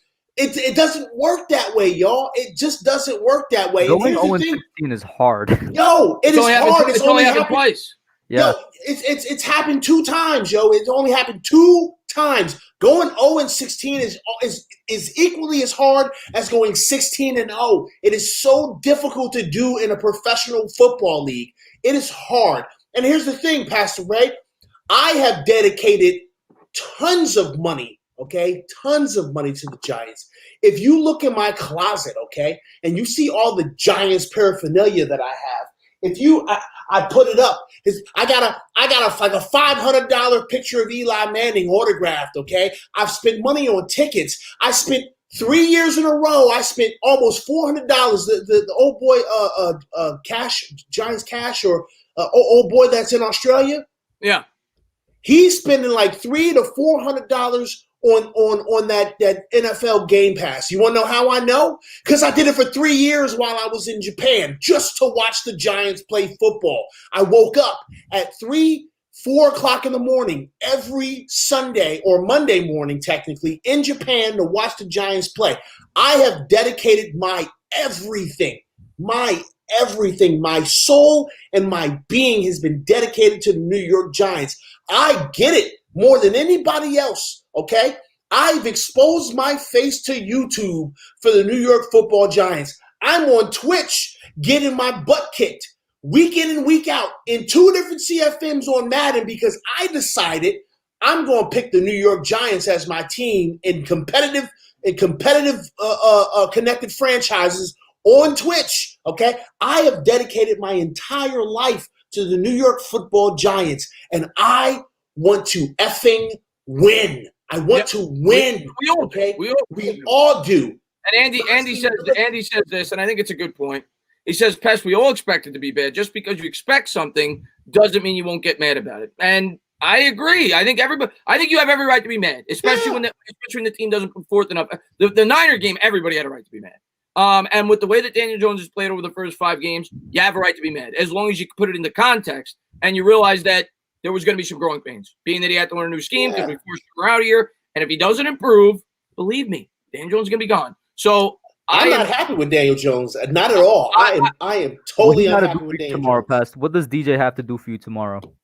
DJ has to play smart, fundamental football. Okay, he needs to see the field better.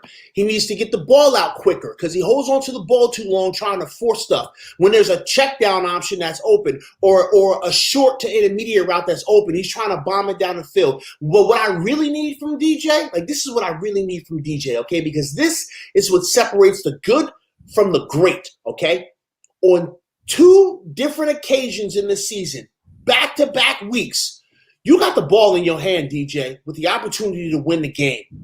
Winners win. Gotta get it done. Gotta get it done. Winners win. If you want to be an elite quarterback in this league, winners win. Okay. One of Eli Manning. I'm sorry, I gotta bring up Eli Manning, but one of Eli Manning's greatest season ever. He was magic in the 4th quarter. He was down by 4th quarter. Down by a touchdown or less. He was magic. He's got to improve in that aspect. I don't think anybody would disagree there. There's no doubt about it. Jones has shown flashes, but he's not getting the job done. He hasn't thrown a touchdown since week 1. Okay. Yep. I went back and looked at it, and I'm not trying to bash Daniel Jones. I'm really not. I'm trying to support Daniel Jones as much as I possibly can because I see the hate he's getting, and I want to give him the full season to truly evaluate him. And if he's not good then we'll make our decision. Daniel Jones has not thrown a touchdown pass 4 games straight. Do you know how many times in Eli Manning's 16-year career he went 4 games without throwing a touchdown? It never happened. Once he became the starter in 2005. I don't know if it happened in his rookie year. Okay? Do you know how many times Eli Manning went 2 games without throwing a touchdown in his entire career? 3 times in his 16-year career, he went 2 games without throwing a touchdown. Daniel Jones has gone 4 games without throwing a touchdown. So for anybody out there that isn't frustrated with the way Jones is playing, well, then you're just not being honest with yourself. Now, I'm going to tell you he could get better. I'm going to tell you that he was put in a really bad situation. He has a really bad line. He has really bad wide receivers. And Eli Manning didn't have to overcome that. Eli Manning had the same head coach when he was drafted all the way up until he was winning those Super Bowls. Okay, he had structure. He had a line. He had defense. But at the end of the day, Jones has to get a lot better or we're going to have a new quarterback, period. End of story. I mean, yeah, pretty much. Listen, I wasn't a DJ fan when we drafted him, right? He grew on me as I watched his potential. But I've never been completely sold on DJ. I said that the kid got the tools. I said that this kid got something and he could be something. But as it stands right now, I'm not super duper high on Daniel Jones.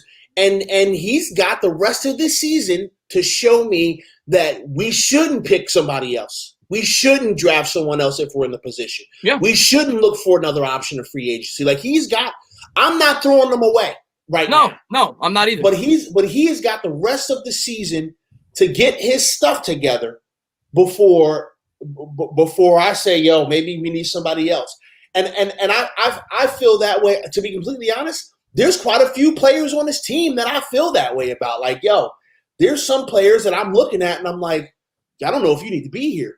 You need to show me something. Is Sterling Shepard one of them? Because my love for Sterling Shepard is going with each week. I don't mean to cut in. I just want to read a couple of these before I lose them. I just want to read a couple of these. Adam, man, thank you. And I got Pest. I don't mean to cut you short because I love you. Next time I do one of these, I want to have you on the whole time. Good. I got to get some of these other guys on here because there's 12 people waiting.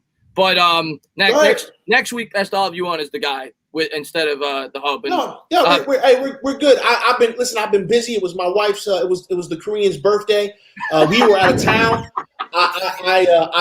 We just got back in the house. Maybe 6 hours ago. So I've been ripping and running, man. Maybe actually a little less than that because I did a Twitch stream earlier. Kush was in there. I appreciate you popping in there, Kush. Mm-hmm. But yeah, no, I just wanted to pop in real quick. Listen, man, and scold these Giants fans, man. You guys are killing me right now. Relax. This And is real where we're quick, supposed to be right now. before Pest goes out, Pest is actually gonna be calling the game with me tomorrow. So guys, Yes, I definitely will. come Sure over will. and tune in for that. Awesome. Sure will be. Pest, man, thank you so much for coming on. Thank you for bringing the passion, and I'll definitely have you on this next week. I appreciate y'all. Hey, guys, I love all y'all in the chat, whether you troll me or you don't agree with me or whatever, man. I love you guys, man. We're nothing without y'all. Thank you guys so much for giving us your time, man. Hey, you guys have a great night, and go Giants, I hope, please. Let's get a guys W. later. Let's get a Take care. W. All right, Pest, have a good one, my man. All right, let me read a couple of these. Adam, man, thank you very much. We still have a lot to play for in terms of growth. Sometimes you have to root for what we do have going for us. It was nice to see a couple of runs for positive gains going to help DJ tremendously. Adam, I'm going to talk about the positives right now, and I've talked about it the last couple of weeks. Okay, so the last 2 weeks, we've won the time of possession. That's something that I talked about going into the year that I thought was a major thing that I thought the New York Giants would get better with the coaching philosophy, with what I hope would be an improved offensive line, more of a focus on the run game. That's gotten better. The defense is much better than anybody should have anticipated, at least up to this point in the year. So there's definitely some positives. We're just not winning football games. So, Adam, I completely agree with you there. And we need to see the quarterback get better. We need to see this team get better. And most importantly, we need to get wins. And it starts tomorrow. John, man, thank you very much. Yo, PTA. Sorry, man, he just left. He says, yo, PTA, DJ doesn't learn from his mistakes. We don't want him to fail, but he doesn't improve weekly. I personally just wanted to see improvement in 17 games now. John, yeah, and I'm giving him the next 11. I'm giving him the next 11, and I think that's fair. With all the stuff that we put on Daniel Jones, I think it's fair to give him the next 11 games, and then we'll figure out what we got at the end of the year. I completely agree with you. You need to have a whole year. You don't want a Dwayne Haskins guy. Give him the year. He deserves that. The reason I say it's a big game for him tomorrow is for fans not like us. Tomorrow is his chance to get those fans at least a little bit, reeling that back in a little bit. Yeah, and I'm going to get Elvis on next. He's been on here for a while. I just want to read the next couple of these. New York Flag, thank you very much. Who let PTA – sorry, man, he just left. Who let PTA on? Who's paying his Wi-Fi bill? And Pastor Ray says, we're expecting DJ to be what he isn't. His issues are the same from last year against good teams. He stat pads against bad teams. He's not Eli Manning. I understand that. And I think that the expectations were raised too high because he was drafted where he was, and we didn't have the teams to support him. It's what I've talked about the last couple of weeks. Manuel, man, thank you so much, man. He says, if someone had told me in the summer that we'd only be one game out of first, 5 games in, I would have been okay. The division is, I think we're 2 games out because the Cowboys have we're 2 games out now. Yeah, the Cowboys have 2 wins. But, yeah, technically, if the Giants get their stuff together, Manuel, sure. I mean, if we win our next 3 games. Well, yeah, I was about to say that. We win the next 2. All of a sudden, we're like, what? We're either tied for first or we're like 1 game out still. Yeah, so you're not wrong, Manuel. And Ray, man, thank you very much. He says, even when he shows flashes, guys, even Matt Flynn has shown flashes. It's true. Matt Flynn, you want to talk about a quarterback, and I'm sure you remember Matt Flynn. He was the backup, I think it was for Rodgers, or was it? Yeah, I think it was Rodgers, or was it Favre? He was the guy that was the starting quarterback the year they drafted Russell Wilson. They signed him. They gave him a bunch of money too. They gave him a bunch of money because he had one game where he threw like 5 or 6 touchdowns as a backup in a nonsense game. And you're right, he did show flashes, and he got paid handsomely for it. One of the luckiest quarterbacks in the history of the NFL. Let's see what we got here. Playing at least okay against good teams equals franchise quarterback. I agree, and that's why I'm not going to get overly over the top excited if he has a good game tomorrow. I need to see him be consistent. I need to see him do it against the Eagles. I need to see him do it against the Bucs. Elvis, what's going on, man? Hey, let's get crazy. I'm glad to have you on the channel, man. You're always in my streams. You're always supporting me, always making me laugh in the chat. What do you got? What do you got? Some jack lanterns back there? Let me. Oh yeah, I got some jack in the cup. There we go. Let me address what the Giants fans expected. We didn't expect to be good. We expected 6-10. Some progression from DJ. Some progression from the offensive line. The offensive line so far has been worse. DJ's been worse. Yeah. There's a big difference between 6-10 and 0-5, where we're at right now. Yep. Okay. So yeah, we're mad that we're 0-5, and we're going to be mad if we win a game. It's a tough situation right now. It really. I'm going to tell you what though. I think we're going to win tomorrow. But listen, man. So right now you're of the tank for Trevor mindset right now. You want to lose out. Yeah, absolutely. Yeah, absolutely. We need a franchise quarterback because exactly what you said. Eli's never done what DJ's done. Yeah. I understand. Listen, man, I completely understand your mentality. I do. I never tell anybody how to root for their team, and I understand if you see a guy like Trevor Lawrence and you know if you lose the rest of your games you could get him. I understand where you're coming from. Believe me. And the problem with the Giants, and especially with Gettleman, we keep on going back to that well, to O-line, to D-backs, to whether it's free agency, whether it's the draft, and we just keep missing every time. Yeah. Here's my question for you, Elvis, real quick, right? So two things. First of all, are those handcrafted in the back there, those pumpkins? Because those look pretty fire. Yeah. Let me show you. So what? Oh, so you made these? Yeah. Because sometimes are they got amazing. the pre-made ones. No, I made those. You're All right, talented. so you got Freddy Krueger, you got a spider. Chucky. I think, oh no, that's Jason. That's Jason. Jason. Chucky, is that the Grim Reaper The also? Grim Reaper. Yeah. Who's that on top? I can't tell. Oh, Michael Myers. That's Michael Myers. Yo, Halloween was shown today, actually. That is pretty sick, man. That's awesome. So what Elvis, do you sell them? So what I do is while I'm crying watching the Giant games, I like to stab things. So I stab those. How many other pumpkins you got lined up back there? You must have, well, no, you got 5 pumpkins. We're 0-5. We're Yeah. 0-5. I hope So we what don't are you have, I carving hope next? we don't have a 6 pumpkin next week. I got the tear cup taped to my chin at the end of the game. I just down it.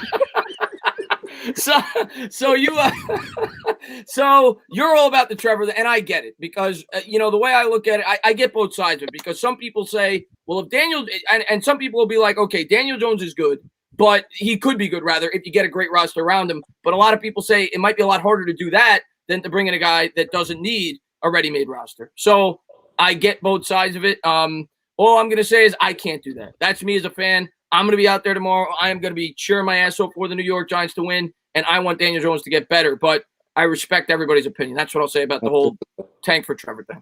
Yep. And Elvis, here's the thing. You said the Giants fans expected around 6-10. They expected improvement from the O-line, from DJ. What I'm going to ask you is, how much of that do you still expect when they got 4 weeks to install everything and to practice everything to even get together and know what's up? You don't expect a lot. COVID messed up the preseason. That's a given. But Hernandez has been there 3-4 years. Zeitler's been in the league. Cam Fleming's been in the league. The Gates was learning a new position, and we had a rookie. Those two guys, I give a pass to. I don't give a pass to Hernandez. I don't give a pass to Zeitler or Cam Fleming. Yeah. And Cam Fleming's been in the system. Zeitler's been in multiple systems, and Hernandez just hasn't lived up to it so far. He really hasn't. I mean, he's played good the last 2 weeks. Okay, let's see if he could continue to push that forward to the end of the season. I don't think so. I think we've seen what we've seen, the best out of Hernandez. That's what we're gonna get from him. Is there anything DJ can do to change your mind, or are you just done? I think DJ needs to stop staring down wide receivers. I think DJ needs to be, and I think in part it's Garrett also. I mean, he's not doing play action passes where DJ under center and play action does better. Thank you. Than what he's been doing. And Garrett hasn't been scheming them open either. Yeah, some design rollouts. Get him out of that pocket. Get him away from that bad offensive line. And let's see if DJ could get any better. But Garrett's putting him in bad positions right now. Yeah, I agree with you. I don't think it's all on one. I think there's several factors. I think it's Garrett. I think it's the receivers. I think it's Jones. I think it's the offensive line. I think it's unfamiliarity. I don't think it's one person, but you know as well as I do, everybody on here, when everything's going well, the quarterback gets more credit than he should.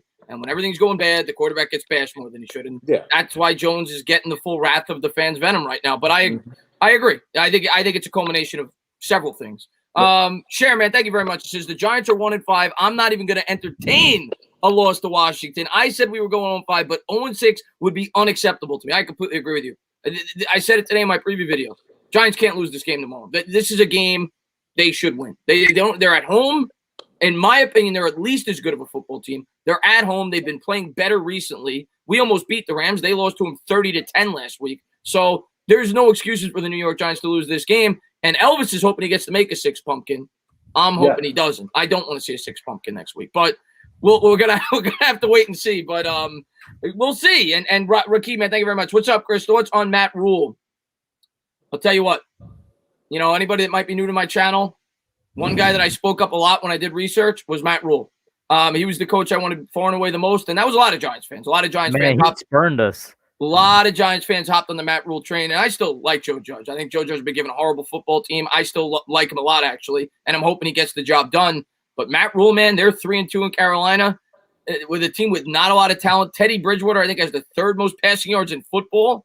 Carolina's his name is CMC is out. CMC is out. Yeah, Carolina looks a lot better than I thought that they would. I don't blame the Giants for not giving him a 7-year contract because at the end of the day, the guy had no experience in the NFL, and guys even like Ron Rivera weren't getting 7-year contracts. So I could understand why the Giants didn't want to make that kind of commitment to him. But yeah, I thought Matt Rule was going to be a very good head coach, and so far, he looks like a very good head coach. So I like Matt Rule. I think so far he's doing a great job with Carolina. What do you think of Judge, Elvis? I think he's doing a great job. I mean, given the situation that he's walked into, where he doesn't have a wide receiver group. The offensive line is terrible, and I think the Giants play with more passion this year than they have in a while, and I think they're more disciplined than they've been in a while. So I'm looking forward to Judge for the next few years. I wouldn't touch Judge. We do need to get rid of Dave Gettleman at this point because, like I said, we can't keep on missing on O-line and DBs. He's drafted DBs every year that he's been the general manager. He's drafted O-line. He's traded for O-line. And he signed O-line. And it's just one miss after the next. And I agree with you. I think we're going to move on from Gettleman. And if we move on from Gettleman, what's your preference? Would you rather stay in-house like the Giants traditionally do, what they've done with the GM in the past, whether it's Reese, whether it's Gettleman, or would you rather bring somebody completely from the outside, potentially putting Joe Judge on the hot seat? What would you rather do? I want somebody from the outside. I think we need a younger person to come in and take a look at this franchise from the scouting department to personnel to everything. Kevin Abrams, everybody wants to push Kevin Abrams. From my understanding, he's what the Giants have always said, that he's a money guy. Yep. He's not the talent evaluator type guy. We need a talent evaluator on this team.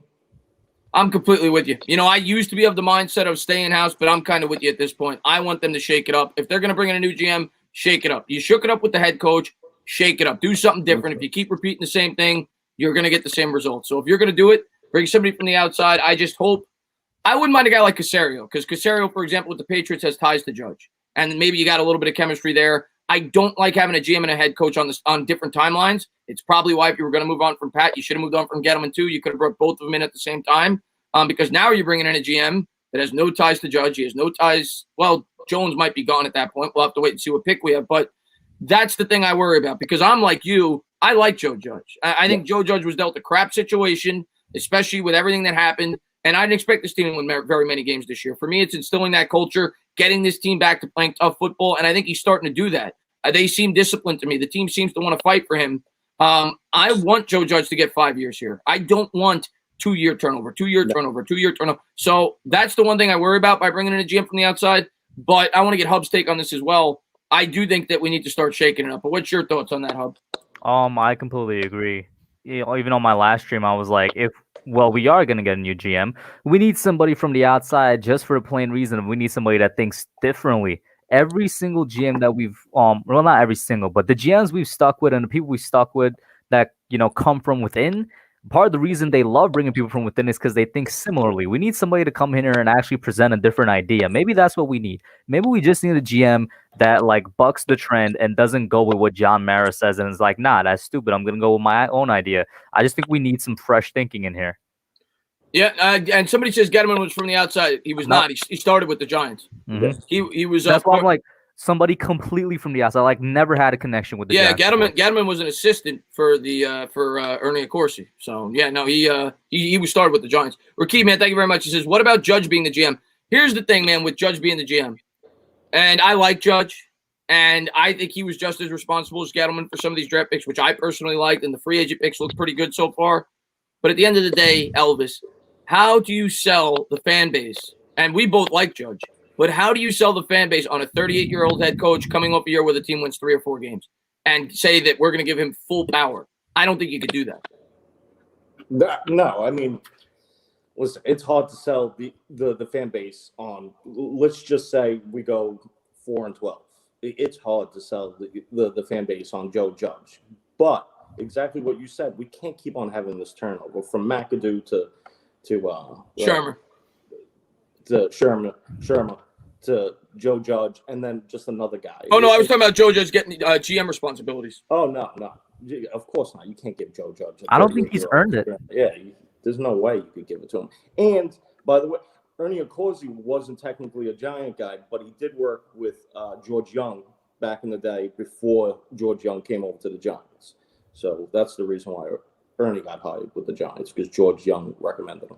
Right.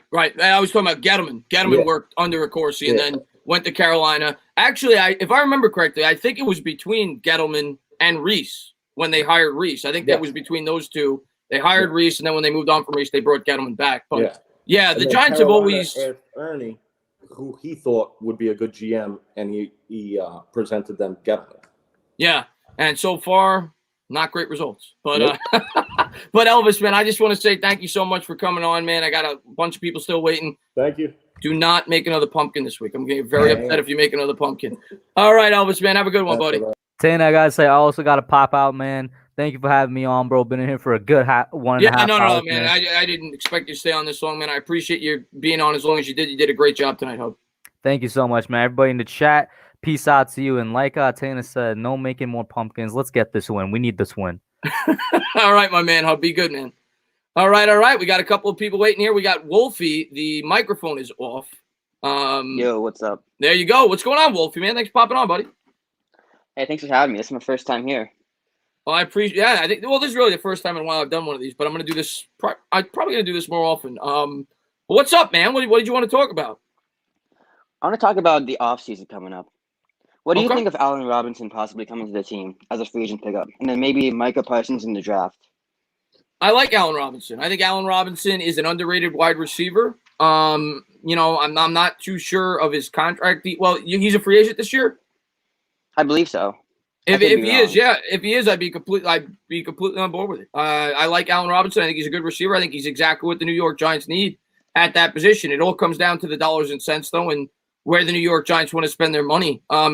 As far as Parsons goes, it depends on where we're picking in the draft. But that's clearly a need of ours. We definitely could use another, really talented linebacker that could make, be a playmaker for this football team. So I'd be on board with it, depending on where we're picking. Oh, yeah, absolutely. I think that we're going to win, like, maybe 3 games or so. I don't think we're going to be top 2. I think we're going to be like 3 or 4. So that's why I'm thinking Parsons for a pick right now. Yeah, I'm kind of with you. And I haven't looked at everybody's schedule, but I looked at the Jets, and I think the Jets are getting the first pick. And to me, the Giants, I think they're going to find a way to win 4 games. I think we're looking at 4 wins. I could be wrong. Maybe they get 1. Maybe they get none, like some fans seem to think they could do.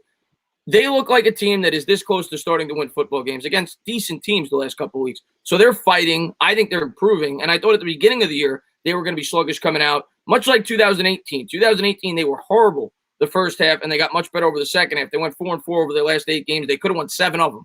And last year, I did a video on this a couple of weeks ago. The Miami Dolphins last year, very similar situation. They bring in a young head coach from the New England Patriots. He comes in there. They start 0-7. They finish the year 5-11. I think you're going to see something similar to that. I don't know if we win 5 because our schedule is that tough, but I think you're going to see a better team over the second half. So I agree with you. I don't think we're going to be picking first. I got us, like you said, around 4. That's where I got us. Oh, no, absolutely. I think Brian Flores was a great pickup by the Miami Dolphins. I mean, the guy, he knows what he's doing. He makes a lot of right moves. I like Flores. Joe Judge has been incredible too. I'm a fan for him. So I mean, he has a team that has no talent. I mean, the Giants don't have talent, and that's why they're losing. But he's making them fight all day. You don't see the team besides the 49ers game. That was awful. You don't see them give up, which I like a lot. Yeah, I mean, they fought tooth and nail in the Bears game. They were down 17-0, and they had every reason in the world to quit in that game. Barkley went down, Shepard went down. They're down 17-0 at the half. They miss a field goal. The team played really hard for their coach that week. And, of course, we all saw what happened with the 49ers, but then they responded against the Rams. Then last week, if it wasn't for a couple of calls that we think didn't go our way, the Giants beat the Cowboys in Dallas. So I think they're fighting hard for them. Like you said, we don't have the talent. I mean, you look at the personnel for the Dallas Cowboys, you look at the personnel for the New York Giants, it's not comparable. You look at the personnel for the Rams and the Giants, it's not comparable. So I agree with you. I think they fought for him, but at the end of the day, he's got to start getting some wins. I got a big question about Daniel Jones. Like, I'm on the bandwagon where it's like, I think we have to stick out with him for the rest of the year. And if not, then we consider getting a bridge quarterback. I don't think we draft one this year. I don't think we can. If we're picking first, I think we can. I don't see that happening. I mean, the Jets are Oh awful. yeah, They I know. have a Yeah, I know. terrible schedule. I agree with you. I don't think we're gonna do it. But if we're picking The only first, way we have a chance is if, like they said, they put on Eli Manning and he won't play for the New York Jets. It's the only chance we have getting Lawrence. I don't think it's possible at this point. I could see that. I could. And if I'm Lawrence, I'm gonna tell you what. I'm not going to the Jets. Oh, no, they're awful. If I'm Lawrence's agent, man, I say to myself, what did they do with Mark Sanchez? Oh yeah, they brought in Tim Tebow and Michael Vick. They screwed him up. What did they do with Sam Darnold? Oh, they completely screwed him up. They didn't fix the line. They never gave him any weapons. I'm not playing for the Jets. So if he's smart, I might hold out for the Jets. But I agree with you. I don't think we're getting the first pick. But if we do, I think it's possible. But outside of that, I tend to agree with you. I don't think I'd want to be going quarterback if it's outside of that. I'd rather build up the rest of this football team. I mean, Trevor Lawrence is incredible. Obviously, I mean, you watch him play. It's just magic out of his hands. But at that point, it's like every team's gonna want him, and it seems like the Jets are trying to tank. Obviously, you can't tank because players want to keep their jobs, but there's teams that want him more than we do, in my opinion. Yeah, I mean, we'll see, man. We'll see. Anything else before I let you go? No, have a good day, man. I appreciate you for coming on, Wolfie, man. Thank you very much. All right. We got Ryan on the line. What's up, Ryan? Ryan? I think Ryan fell asleep. You there, Ryan? I'm hearing static. You there? I'm here. What's up, Ryan? What's up? What do you want to talk about? I was thinking about getting rid of Dave Gettleman. Okay. I think Yeah. he made a lot of bad picks, like DeAndre Baker. That was a really bad pick. I think we should pick. I think when we were thinking about getting rid of Odell, I think we should have picked DK Metcalf or AJ Brown or someone. I was thinking someone in that area. I didn't think DeAndre Baker was a great player coming out of college to pick, but the situation. Yeah, I mean, at this point, I'd have to agree with you. DeAndre Baker's in jail. AJ Brown is catching touchdowns. So, I mean, or not in jail, but potentially going to jail. I don't want to say that, but he's not with the Giants anymore. So I tend to agree with you on that. So Dave Gettleman's going to be replaced. There's really not much more to talk about unless this team goes on an unforeseen run and wins 6 games. Dave Gettleman's not going to be your GM. So, yeah, I think that's what most people have come to the conclusion with. And what do you think how Odell would have played a factor in Daniel Jones's progression last year and this year? Odell? Yeah. I understand where people are coming from with Odell because Odell, we don't have a number 1 wide receiver right now. So I understand it. I definitely still understand why the Giants traded him. But I don't know, man. I don't think we win very many more football games. Maybe it gives Daniel Jones a better evaluation, but we weren't winning games with Beckham. People forget 2018, the Giants went 5-11, and he missed the last 4 games. We went 2-2. We went 2-2 without him. We went 3-9 with him.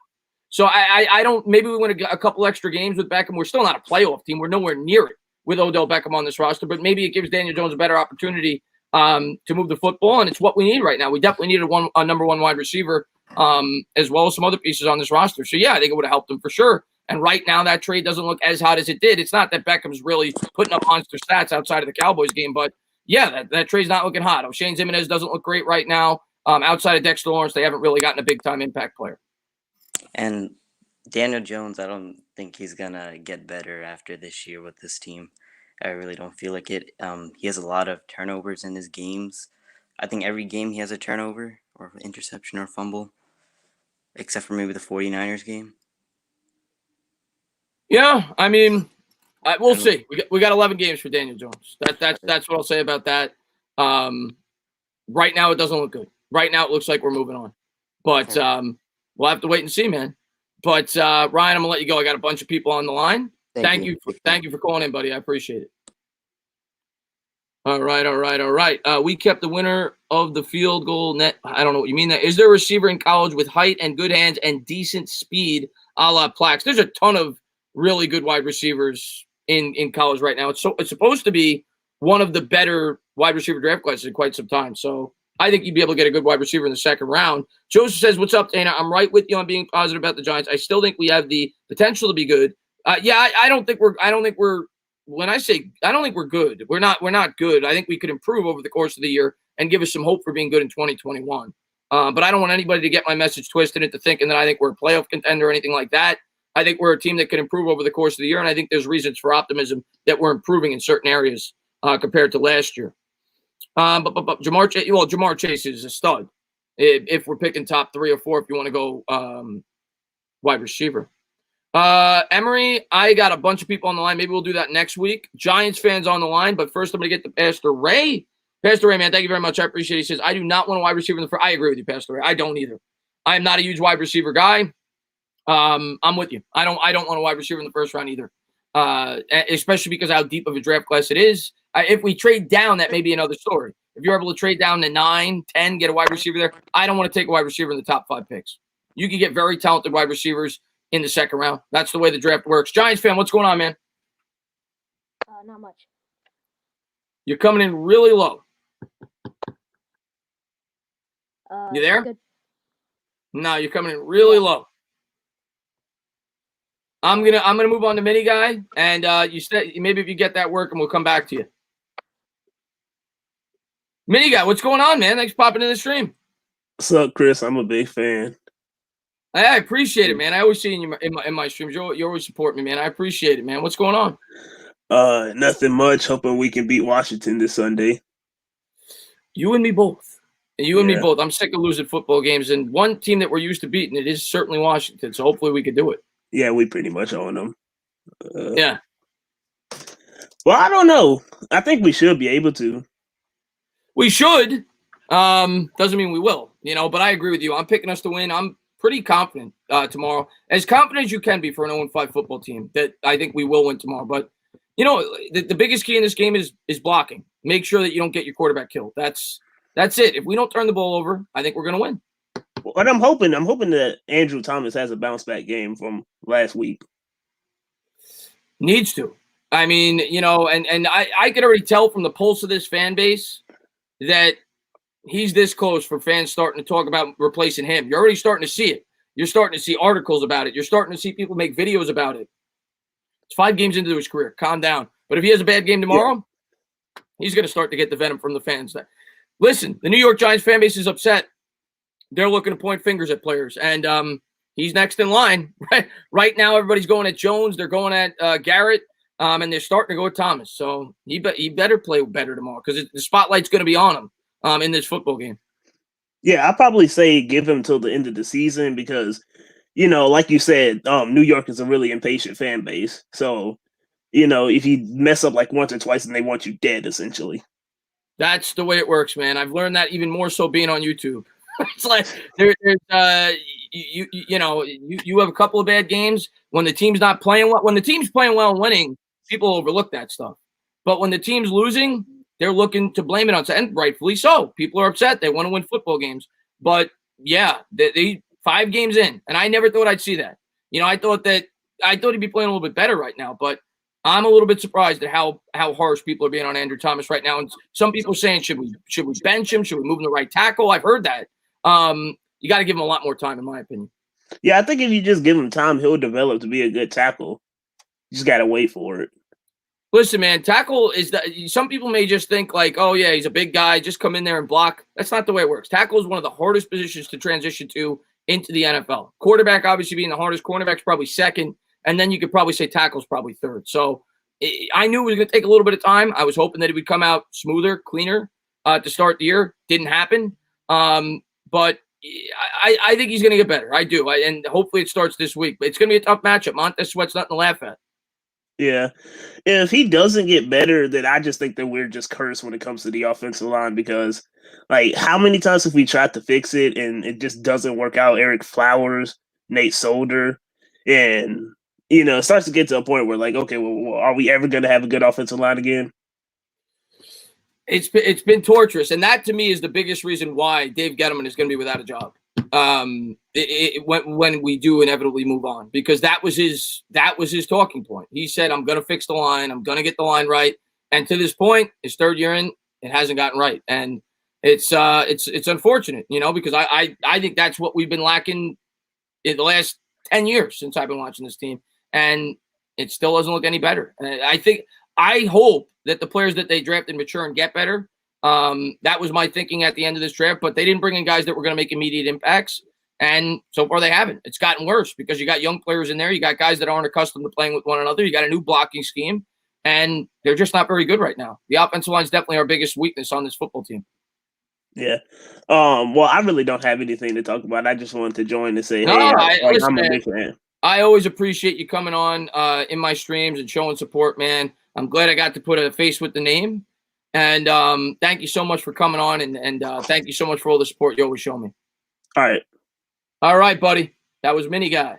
Let's see what we got here. Jones needs a morale. Yeah, he definitely needs a morale boost. They had a list of the most turnover-prone athletes in the NFL in the top 12. Eli Manning and Drew Brees were on that list. Joseph Santiago says, yeah, Eli Manning turned the ball over because he wasn't scared to take chances. He wasn't scared to throw the ball down the field. Brett Favre was on that list too, I'm sure. Brett Favre, I think, threw the most interceptions in the history of football.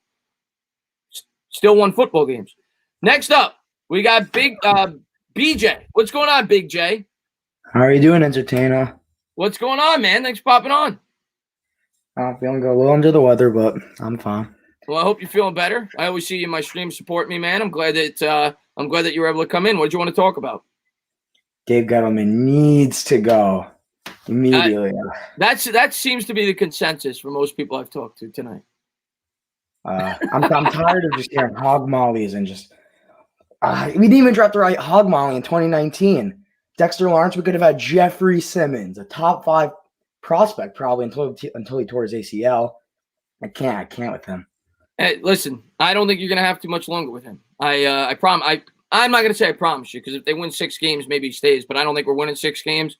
I think you're going to get a fresh start. I think you're going to get a new GM, but we'll see. I mean, his job is tied to Daniel Jones. And for him to keep his job, they got to win at least 5 games, and Daniel Jones has to look great doing it down the stretch here. So if that doesn't happen, Dave won't be here. I'm pretty sure of that. Even if they were to get rid of Dave Gettleman, if they're going to bring in a guy, do you think that the Maras are going to want the GM to be connected to Daniel Jones, or do you think they're going to blow everything up, restart again from the ground? Well, I'm going to tell you this, and I'm a guy that wants stability, and I'm a guy that doesn't, I think we've built something here, and I think we need to carry it out, but I'm going to tell you this. You cannot restrict your general manager, because in my opinion, that was the mistake they made the first time with Dave Gettleman. I honestly think ownership restricted Dave Gettleman. I honestly think ownership tried to rebuild and win at the same time, because any GM in their right mind would not have accepted a job being asked to do both things. And most GMs wouldn't have taken that job being told that you have to stick with Eli Manning as your quarterback at 37. So in my opinion, I don't think you could do that. If you want to bring in the right guy for the job, you can't tell him you have to stick with Daniel Jones, because if you do that, you're limiting your hiring potential. And you're already forcing your GM to do something that he potentially doesn't want to do. You'd be getting off on the wrong foot. So I'm going to tell you what, if you're bringing in a new GM, you got to give him free reign to do what he feels like he needs to do with this football team. And part of that may be a casualty of Daniel Jones. Part of that may be a casualty of Joe Judge. I mean, that's the risk you run when you change GMs in the middle of a regime. That's just facts. I would think and hope that he wouldn't move on from the head coach after 1 year, but it's a possibility. Mini Guy, man, thank you very much. He says, I feel like Chris carried this whole conversation. Mini Guy, no, you did a great job, man. Thank you so much for coming on, and thank you for all the support you always show the channel and the streams. Thank you very much. But yeah, man, I'm kind of with you at this point. I've tried to defend Gettleman as much as I could, and it gets tiresome. It does. I like this philosophy, but he didn't carry it out. That's what it comes down to. The offensive line is not improved. It's just not, and maybe it'll get improved over these last 8 games. I hope it does. And maybe I'll have a different feeling at the end of the year. I always leave it up for interpretation. Maybe I'll feel differently in 11 games. Maybe this team will gel and look much different. The offensive line will look much improved. Maybe Daniel Jones will be slinging the rock. But right now, if you asked me, yeah, I think we're moving on from Dave Gettleman. Talking about Joe Judge, I'm still a little sour that we didn't even try to get a super underrated coach in Eric Bieniemy. I mean, I guess, yeah, Andy Reid's star. He's really good at play calling, but Eric Bieniemy, he's an underrated coach. And Houston's probably going to get him, or Atlanta. And I think Eric Bieniemy was the that was like I know it is. That was the popular guy that everybody blew up on ESPN, and they said, how did this guy not get a job? And listen, man, Eric Bieniemy's got good credentials. He's been the offensive coordinator with the Chiefs now for like 2 or 3 years. I did research on all these guys. I wanted Rule. Rule was the guy I wanted most. And because I wanted that fresh start, I wanted that younger head coach. And obviously we didn't sign Rule because he got a 7-year deal with Carolina. Otherwise, I think he would have been the Giants head coach. I'm still happy with Judge. I think Judge is going to be a good head coach. As far as Bieniemy goes, in my opinion, the reason that Bieniemy, the question you always got to ask yourself, and some people bring up the race thing. I hope that's not the case. Some people, that's been the big thing that people, he struggled to get a job because of that. Maybe it's the case, maybe it's not. I think the biggest thing with Bieniemy was he wasn't calling the plays in Kansas City. Andy Reid calls the plays. He just microphones in the plays to Pat Mahomes. So I could understand a team being like, well, I'm not that impressed with that. Yeah, you learned under Andy Reid, the smartest offensive mind, but you're not calling the plays. So, and I think the Giants wanted to take a different course of action with their head coach. If you look at the last 2 head coaches, you brought in Ben McAdoo, former offensive coordinator. You brought in Pat Shurmur, former offensive coordinator. I don't think they wanted to go with another offensive coordinator. I think they wanted to go with more of a football coach, more of a well-rounded head coach. And I think in the end, that's why they went with Joe Judge. Talking about restrictions on the GM, only if we listen to Ben McAdoo. He wanted Patrick Mahomes. He was like, we got to trade up for this guy. He's a stud. And then Reese and Mara, I don't know. They want to stick with Eli Manning, who check down. Yeah, I mean, I hate to keep going back to. I love Eli. I don't like to bash him, but yeah, I mean, I think there was a time in which we should have moved on, and I put that more on Mara than Gettleman. And I think we should have moved on for Eli's sake too. I don't think we had the right situation for Eli. I think Eli took way too much of the brunt because he's the quarterback. But I think you're seeing it now. The team sucked. The team sucked for Eli Manning. The team still sucks. So I think he took the full blame. I think he handled it like a professional.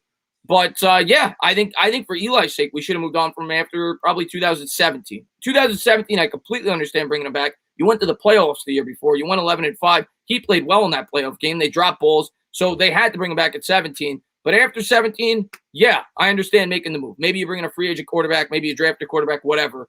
And they didn't like to do that. So you could, yeah, that's fair. But they didn't like to do it. They held on to him for another year. Mm-hmm. Just one last thing.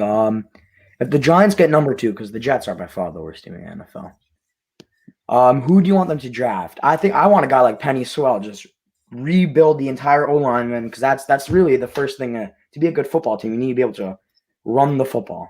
I'm going to tell you what. You hit the nail on the head for me. I love the offensive line, man. And people are talking about a generational quarterback. Well, Penny Sewell is just as much of a generational tackle. And I know we took a tackle in last year's draft, but everybody's saying you can't pass up on this player because he's too good, even though you already have a quarterback. I had the same exact mindset with the tackle, because you listen to any expert about this guy, he is supposed to be the best tackle in a decade. And if you have that second pick, I'm with you. You're building for the future. You're building to try to have a team that could have a 10 years worth of success. You fix that offensive line. You bring in a guy like that to pair with Andrew Thomas now playing on the right side, you're starting to really fix that thing. So I would prefer to trade down personally if there was a package there, if somebody wanted to come up and get one of those quarterbacks. But if not, I'm with you. If we're not getting the first pick, we're picking second, and we have to stay there, I'm going with Penny Sewell. I'm with you on that. Well, 100%. I would love to trade down. If you look at even the receivers, you got guys like Jalen Waddle, guys like Rondale Moore, who's a stud, a super. I mean, yeah, he's a first-round pick, but he could easily go top 10 in any other draft. Look at even defensive linemen. You need to trade back 2 picks. You got guys like Gregory Rousseau, guys like Micah Parsons. Oh, there's talent. There's talent. Even it's crazy. The top of this draft. I haven't seen anything. There's tons of talent. I would love to trade down and get multiple picks. Absolutely. But BJ, I'm gonna let you go. I got Sacred Dust waiting on the line. All right, thank you. Have a great night. I just want to say thank you so much for popping on. And I'm just gonna read a couple of these, and we're gonna bring Dust on. Pastor Ray, man, thank you very much. It says, I think if we finish 1 and 2, if we finish with 1 or 2 wins, Tish is going to step in and start making decisions next to Mara. Tish, to me, would look for an outside GM. Pastor Ray, I kind of agree with you. I think Tish will definitely become more active. It seems like that's starting to happen already from some of the things that you read and hear from within the organization. So I think I agree with you on that. I think Tish is going to get more of a say with what the team does going forward. I could be wrong, but I kind of agree with you on that. And I do think we're going to bring in an outside GM. Demon Man, thank you very much. Says, what's up, guys? The D has good stats, but how can we expect to win if we can't stop the other team from scoring? Winning time possession doesn't matter if they just drive and score each time. Demon, our defense is far from finished. I just think it's improved. It's not even close to being finished. Our defense right now, we've got at least 2 major holes. We might have 3. You need an edge, you need another corner, and you probably need a coverage linebacker. We still need 2, if not 3 pieces for this defense to be fully equipped to be a consistent top 8 to 10 defense in the league. We've got some pieces. They're maturing. They're getting better, but the talent's not there yet. We're not done yet. We're getting better, but we're not done yet. Believe me. And one more, Rakeem, man, thank you very much. I'd be really pumped if we got Sewell. I think a lot of people would. I think a lot of people would love Penei Sewell. Next up, Sacred Dust. What's going on, my man? Hey, what's going on with you, Tana? Glad to be here. I appreciate you for popping in, man. You're a great supporter of mine. That's the logo that you got on your icon on YouTube with the hat you got on right now. Yep, that's exactly it. New York Guardians, XFL. Yeah. Did they cancel that league, by the way? They did, yeah. They canceled it 5 weeks in due to COVID. Dwayne "The Rock" Johnson bought it. He's going to bring it back in 2022, and I'm hoping the Guardians are there.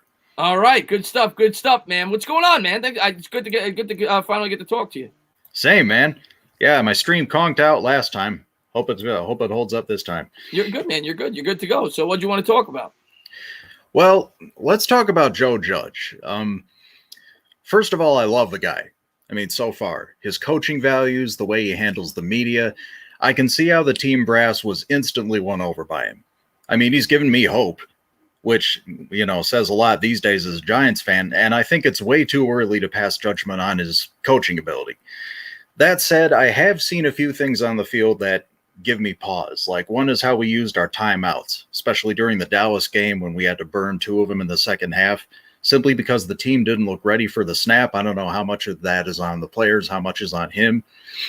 I guess it's too early to say. Plus, there were a few moments like I just didn't understand the clock management. Did you notice any of that? What do you think? Well, the timeout usage I've talked about in some of my post-game videos. I've definitely noticed he's screwed up a couple of times on the timeout usage. Also, another thing that a lot of people question was the 4th and 11 when I think they were down 8 with about 2.5 minutes to go. A lot of people said they should have kicked the field goal, even though they wouldn't have won the game anyway because Jones ended up throwing the pick on the when they were on like the 10.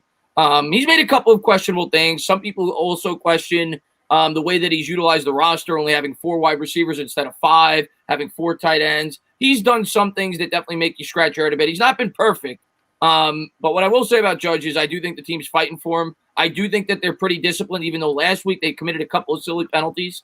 But yeah, I do think Judge is so far I've been impressed with Judge as much as I could be for an 0-5 football team. I'll say that. Yeah, I will say I like the intensity they're playing with. Yeah, they're fighting. They're fighting. Yeah, you can't expect the world of Judge yet, at least. It's his first head coaching job. One thing I loved was the what was that? The fake punt or fake field goal. Fake field goal. Yeah, that was awesome. That was a great call, and I didn't see it coming. And I personally think that was all Judge because, of course, Judge is the former special teams coach, and I think you saw him bring it out there.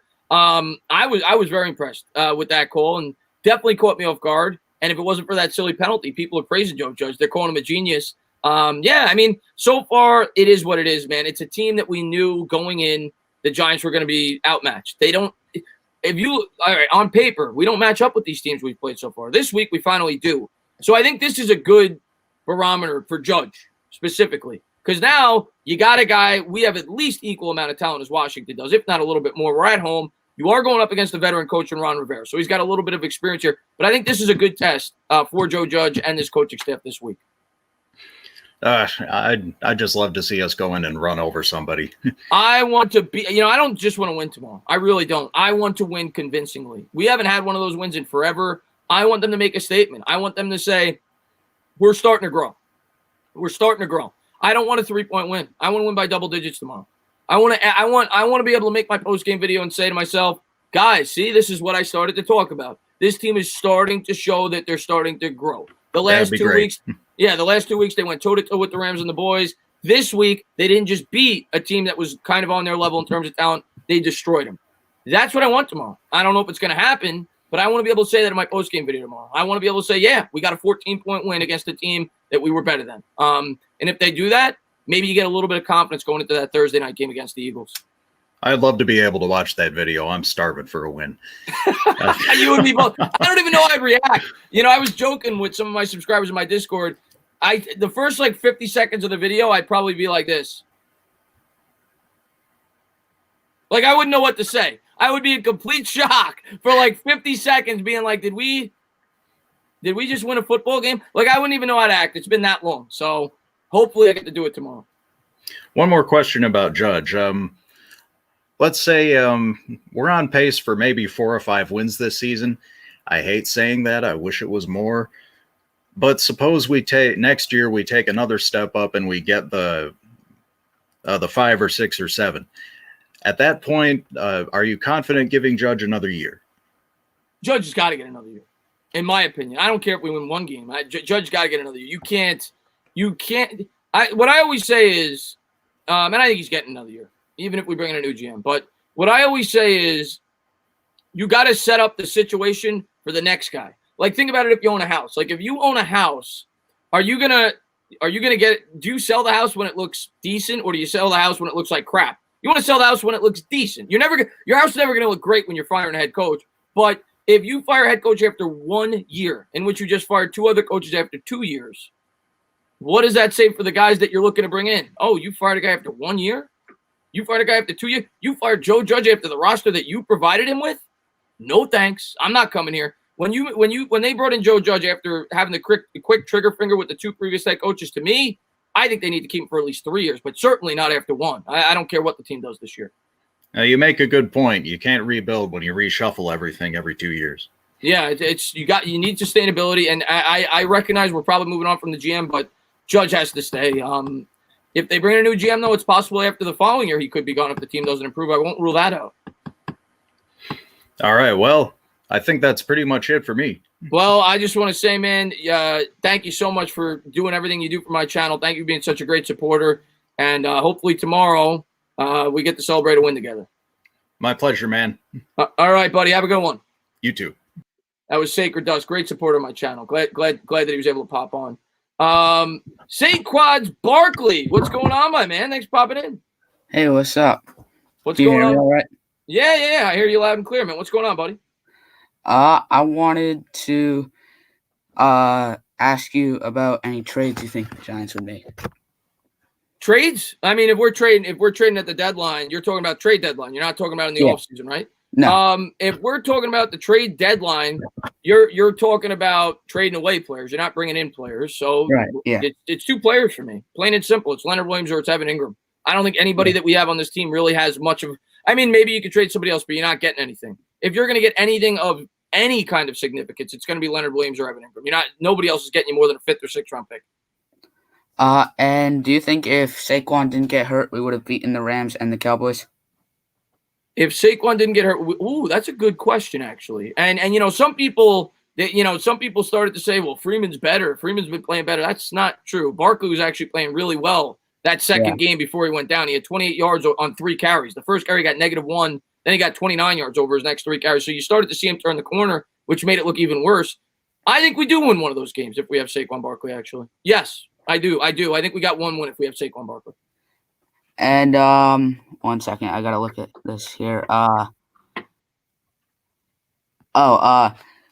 Freeman, Lewis, and Gallman are all not on the Giants next year. Which one would you want to bring back?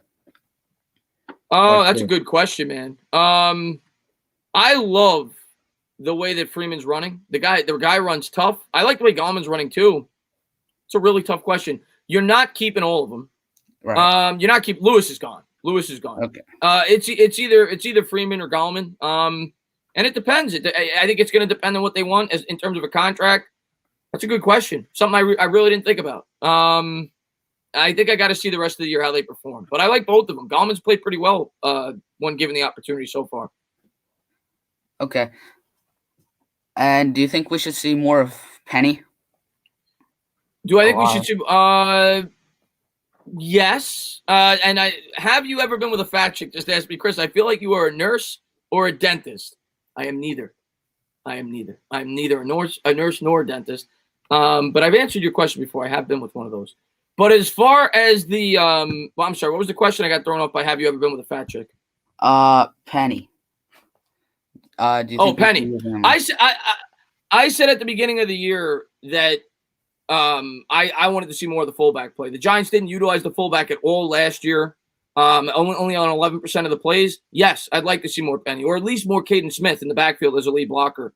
Yeah, yes, I Caden like that lead blocker. I like that lead blocker. Maybe it's Caden Smith. Penny's not known to be a great blocker, but yes, I do like to see more I formation, more offset I formation. Absolutely. Okay. Well, that's pretty much my questions. Well, Saquads. No wonder why you asked me a Barkley question. You love Barkley. Saquads, rest up, get better. We're going to need you next year. Thank you for coming on the channel, man. I really appreciate that, buddy. Have a good one, Saquads. There he is. There's Barkley. Have a good one. Saquads Barkley. Let me see if we got anybody else in here. I got to remove some of you guys first so I can get to them. Sorry, guys. Saquads is gone. We're going to get rid of Sacred Dust. Have a great one, Sacred Dust. And we are going to get to KPO Shake Money. Shake Money. What's going on there, Shake Money?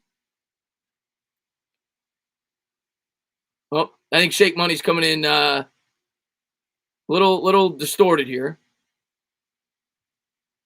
Oh, Shake Money, I don't hear you, man. Hold on. Let me try to unmute the mic. Yeah, Shake. Now I hear you. Your video is coming in very distorted, but I hear you. What's going on, my man? What's going on, man? Thanks for popping on the stream, buddy. Not much. Long time no see. How you doing? I'm glad that you're on the stream, man. Such another great supporter of my channel. I'll tell you what, man. Miami's doing good. Yeah. I think I have high hopes for them. Hopefully they'll beat the Jets. Oh, I took you in the knockout pool this week. You better beat the Jets. But Miami's played much better. I know their record may not show, but they've played much better than I thought they would this year. You there, Shake Money? And one of the things I wanted to tell you about the Jets, and that I think that one thing I see about Adam, Mike, your Judge. Yeah, Joe Judge. Yeah, what's his name? Mike Judge. Joe Judge. Joe Judge. Yeah, Mike Judge is king of the hill. Yeah. Joe Judge. Joe Judge is that one thing they're going to improve. I think November, December, you're going to see them do a 180. That's a great point you bring up. I said it in one of my videos like 2 weeks ago. And and maybe you watched, maybe you didn't. I compared our situation. I did. Yeah, I compared our situation to your situation last year because you guys brought in Flores. You guys played horrible the first 7 games. You started out 0-7. You were getting absolutely destroyed in every game. And I'm sure, and I don't know this because I'm not a Dolphin fan, but I'm sure most Dolphin fans off that start were probably saying, well, Flores isn't the guy. Flores sucks. This team's got, blah, blah, even though you guys went in with low expectations. But that last 9 games, you guys won 5. And you guys showed promise going into this year. I agree with you. It's what I said in my video. I think the Giants are going to be on a very similar timeline. Maybe we don't get the same amount of wins because our schedule is brutal. But I think you're going to see a much better football team over those last 8-9 games. Similar with you guys last year. I agree. And the thing about it is, one thing I admire about Joe Judge is the same thing I admire about Flores. You got a coach that's going to be involved in all facets of the football. See, the thing about it is there are some coaches that are offensive and defensive guys and just focus on one side of the football. This guy is going to focus on all facets of the football. His job is to make sure that everybody's doing their job. He's not there to be the nice guy. Because to be honest with you, Patrick Graham, which was our defensive coordinator, he was the nice guy. And I think that's my only knock from him. He's not aggressive enough. I think he's too passive to be a coordinator. But luckily for you, Joe Judge will be more than passive for him. You know what I mean? More aggressive than him. Be aggressive enough for the both of them. in my opinion. Well, Patrick Graham had problems with you guys last year. He got relieved of play calling duty, and you guys moved on from him. But I'll tell you what, so far, and I don't know who deserves the credit more, Judge, Graham, the players, whatever. Our defense is definitely better than I thought it would be. So far, I'm impressed with Graham. But I know that you guys, he didn't have the best reputation with Miami. Well, the thing about it, number one, he was a rookie. We had two rookies going into the season, rookie head coach and a rookie defensive coordinator. Now that Patrick Graham has a little more feel for the defensive coordinator position, I think it'll do well for him. But like I said, the one knock I had on Patrick Graham is he was too passive. He was like this, I want to be your buddy instead of your coach. Right. Yeah, a lot of Giants fans have said that they don't feel like he's aggressive enough. Sometimes he'll only send 3 guys on third down. But overall, I've been pretty impressed with the results from Patrick Graham. But, yeah, man, Shake Money, I hope you guys beat the Jets this week. Matter of fact, I need you to beat the Jets because I'm picking you in both my knockout pools. And I'm going to tell you what, I think Miami's got a shot at the playoffs. I don't know your schedule, but Miami, you guys, you lost by 3 points to Buffalo. You played New England tough. You played another good team tough. I can't remember. You guys, and last week you guys looked phenomenal. So you guys seem to be getting better as the season progresses. I think Miami's going to win 7 or 8 games. I think you guys you guys are building the right way. And another thing I want to commend Miami for that the New York Giants completely botched, the way you're handling your young quarterback. I think you're doing a phenomenal job the way the Miami Dolphins are handling Tua. You're not rushing him in. Yeah. You have your veteran with Fitzpatrick. You're letting Fitzpatrick play. I know for a fact, I'm sure Miami fans want to see Tua because who wants to see a 40-year-old quarterback who's never done anything throughout his career? But you guys are doing it the right way. You're not pushing him out. You're putting Tua in when he's ready. When he's ready for the NFL, when he's ready to go. And I know he has a bit of an injury history, but I think Miami's doing a phenomenal job with Tua. And I think he's going to have a good team when he does step in there. And I think he's going to be more equipped than our quarterback was when we threw him in there. So I think Miami's doing a good job. I think you guys are building the team the right way. You acquired assets. I think Miami's going to be good. I think they're going to be really good if Tua works out. Well, the one thing I'm proud of Coach Flores is, put it this way. I'm going to tell you this. 2 out of the 3 starters on offense are in the 7th round draft picks and undrafted free agents. The thing I like about what Flores does, he doesn't care where you were drafted. If you're not performing, you're out. He will cut you. He doesn't care if you were like with Josh Rosen. We gave up a 2nd round for him. He doesn't care about that. Right. He didn't perform. He's out of there. Charles Harris was a 1st round draft pick. He didn't perform well. Guess what? You're out of there. So you guys got rid of stars too. You guys traded away stars. Yeah, I mean, if you're not willing to buy in, you could leave. You know what I mean? So, and I think that gives the thing about the reason I like that is because at the end of the day, when somebody comes in, he's like, hey, I got a chance to actually play if I keep doing what I'm doing. You know what I mean? So I think everybody is worried about their job, so they're going to perform at a higher level and not get comfortable. Because there's some teams that coaches that have their favorites, and those players get comfortable because they're like, hey, I'm not going to get cut because I'm his buddy. You know what I mean? And it's like, and that kind of creates a messy locker room, in my opinion.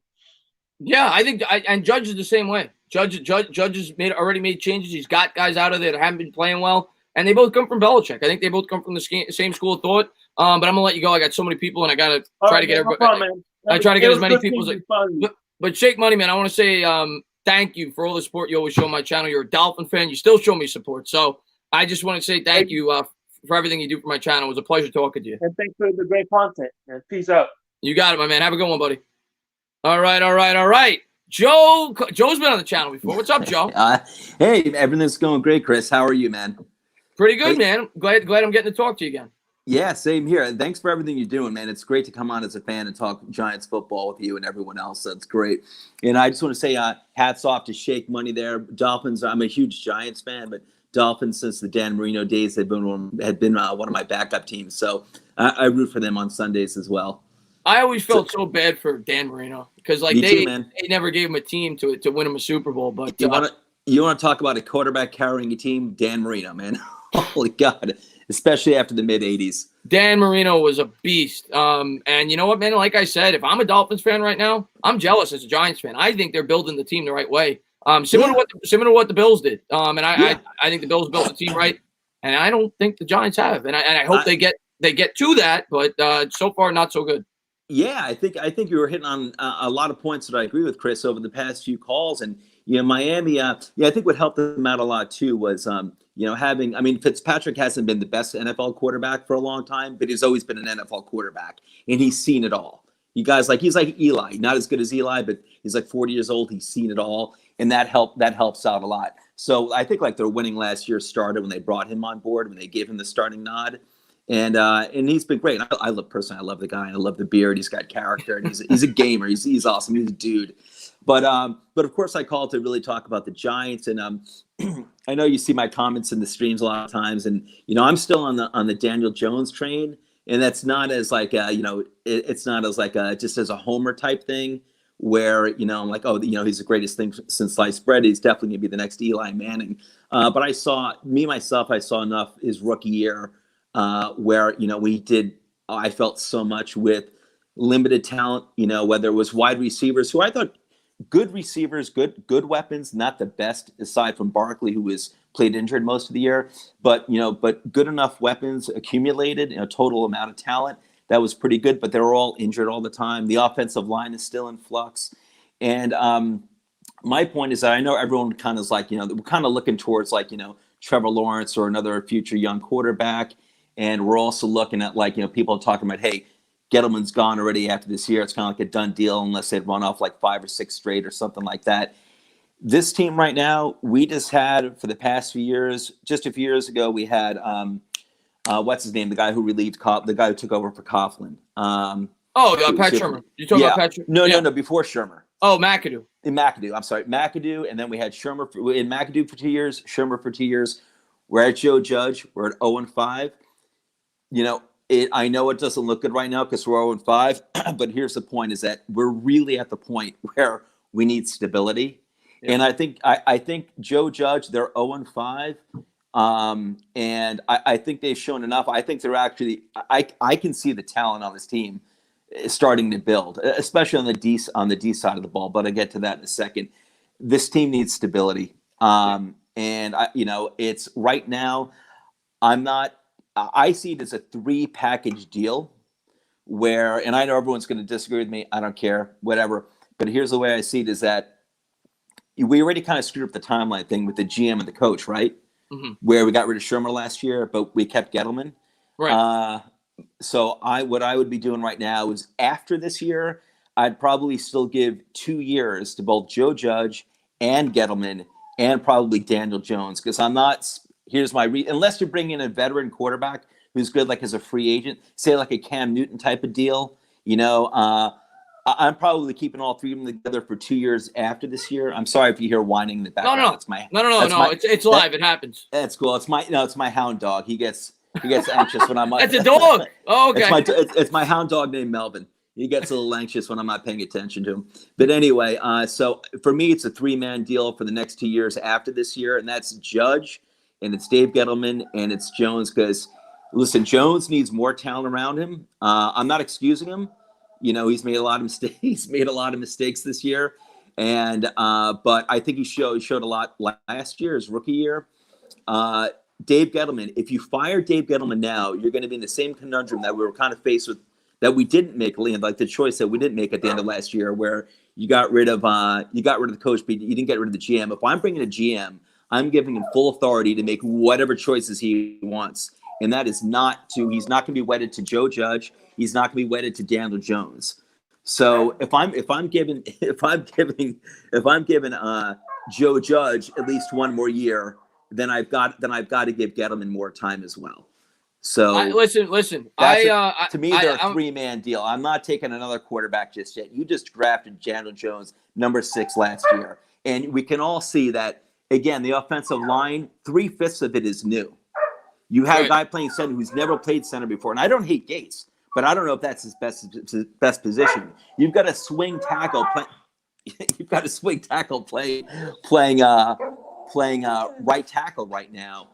You've got a new offensive coordinator, and it's just so much flux going on. But once that new GM comes in, if in another year or two, he's got to have full authority. But I've got to give Joe Judge 2 years as well. Yeah, so. Man. Listen, man. I'll say you some of the things you say make sense, and I'm just a realist. And in my opinion, the way this team has operated the last couple of years, the fan base wants their pound of flesh. And last year, the fan base. I recognize that. Last year, the fan base wanted their pound of flesh. And in my opinion, and a lot of people say I'm crazy, last year, I probably wouldn't have fired Sherman. Probably wouldn't have done it.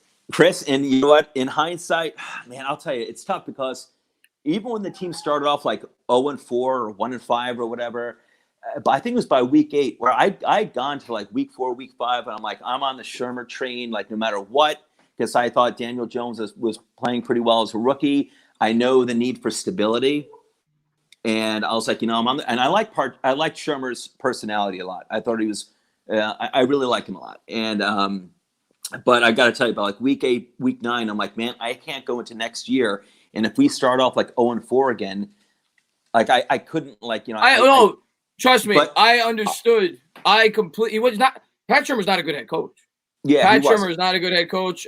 We only ended up with Pat Shermer because we didn't have our choice of head coaches. But my line of thinking was exactly this.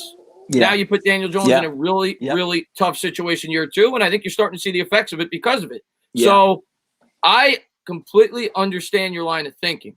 Yeah. You don't want to disrupt what we're trying to build right now. But I'm going to tell you right now, fan base wants their pound of flesh. Ownership wants to start winning football games. They want somebody to blame, and they're going to point the finger at Dave Gettleman. And Dave Gettleman deserves some of it. There's no doubt about it. But I think we're going to shake it up. I think we're going to get a new GM. And I think that Joe Judge will be on the hot seat. I think they're going to keep him, but I think he'll be on the hot seat year 2. And if the team doesn't start to win football games, you might have another new head coach. And then we become the New York Knicks. And that's what I'm scared of.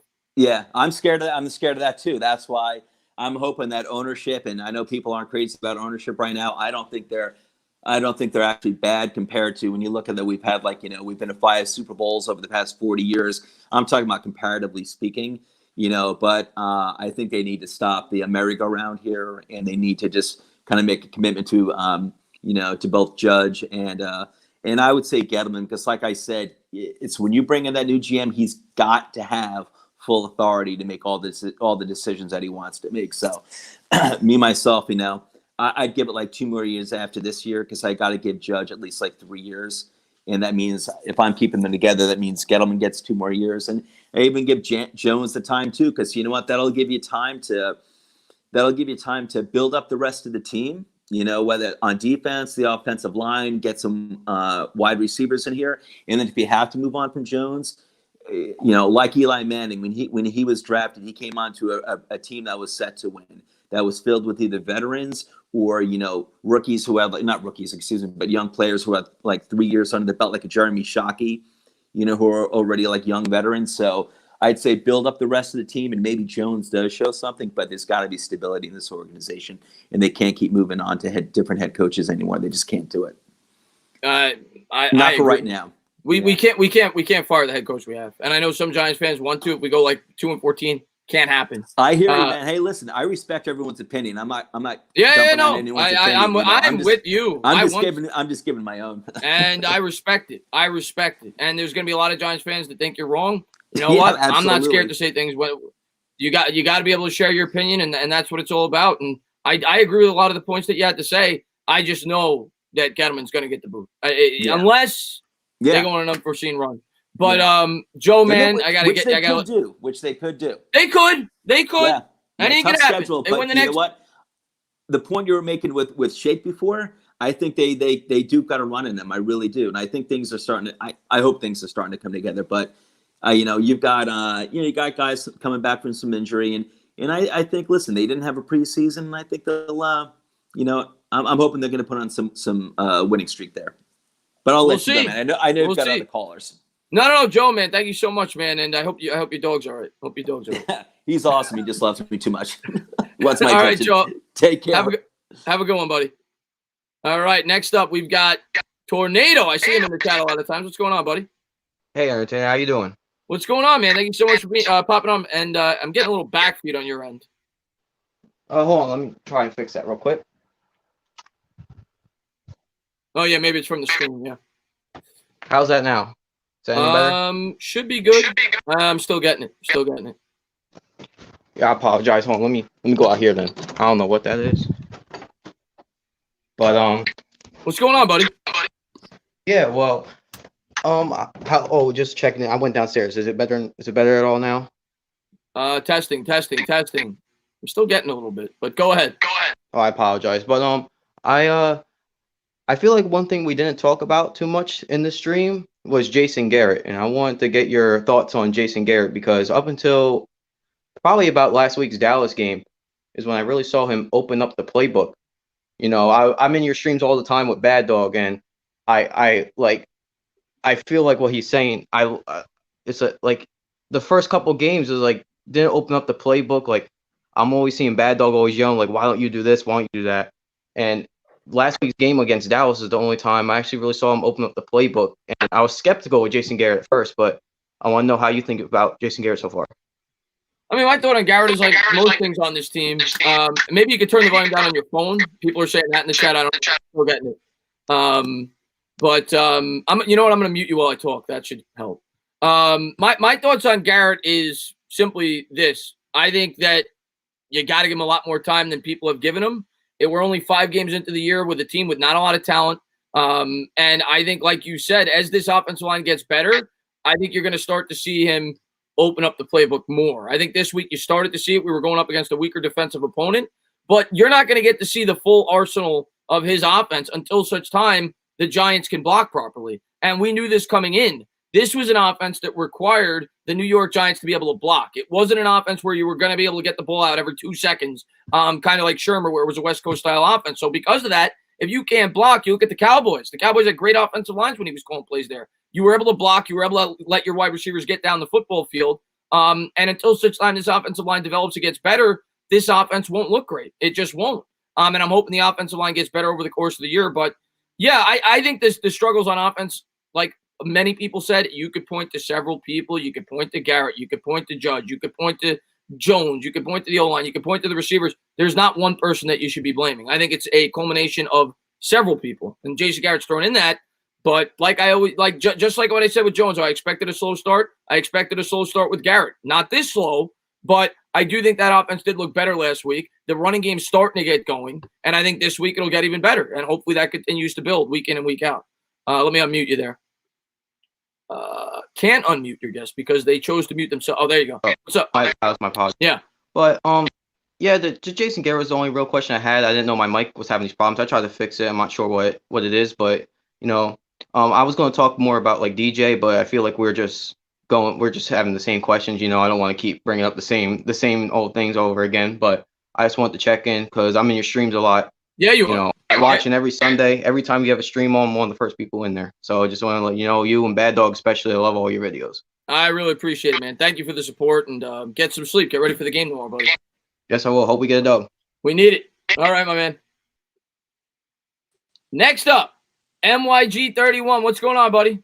I was even gonna come on the stream, man, but you know, I don't even know what to say. You know. Oh crap! MYG31, call back in. I was trying to maneuver the callers. I didn't mean to kick you out there. I was trying to maneuver the callers from below because I was getting a filled up thing here. Call back in MYG31. I didn't mean to kick you out. Giants fan, you're muted. Unmute your mic. Yeah. You hear me now? Yeah, what's up, buddy? Nope, not much.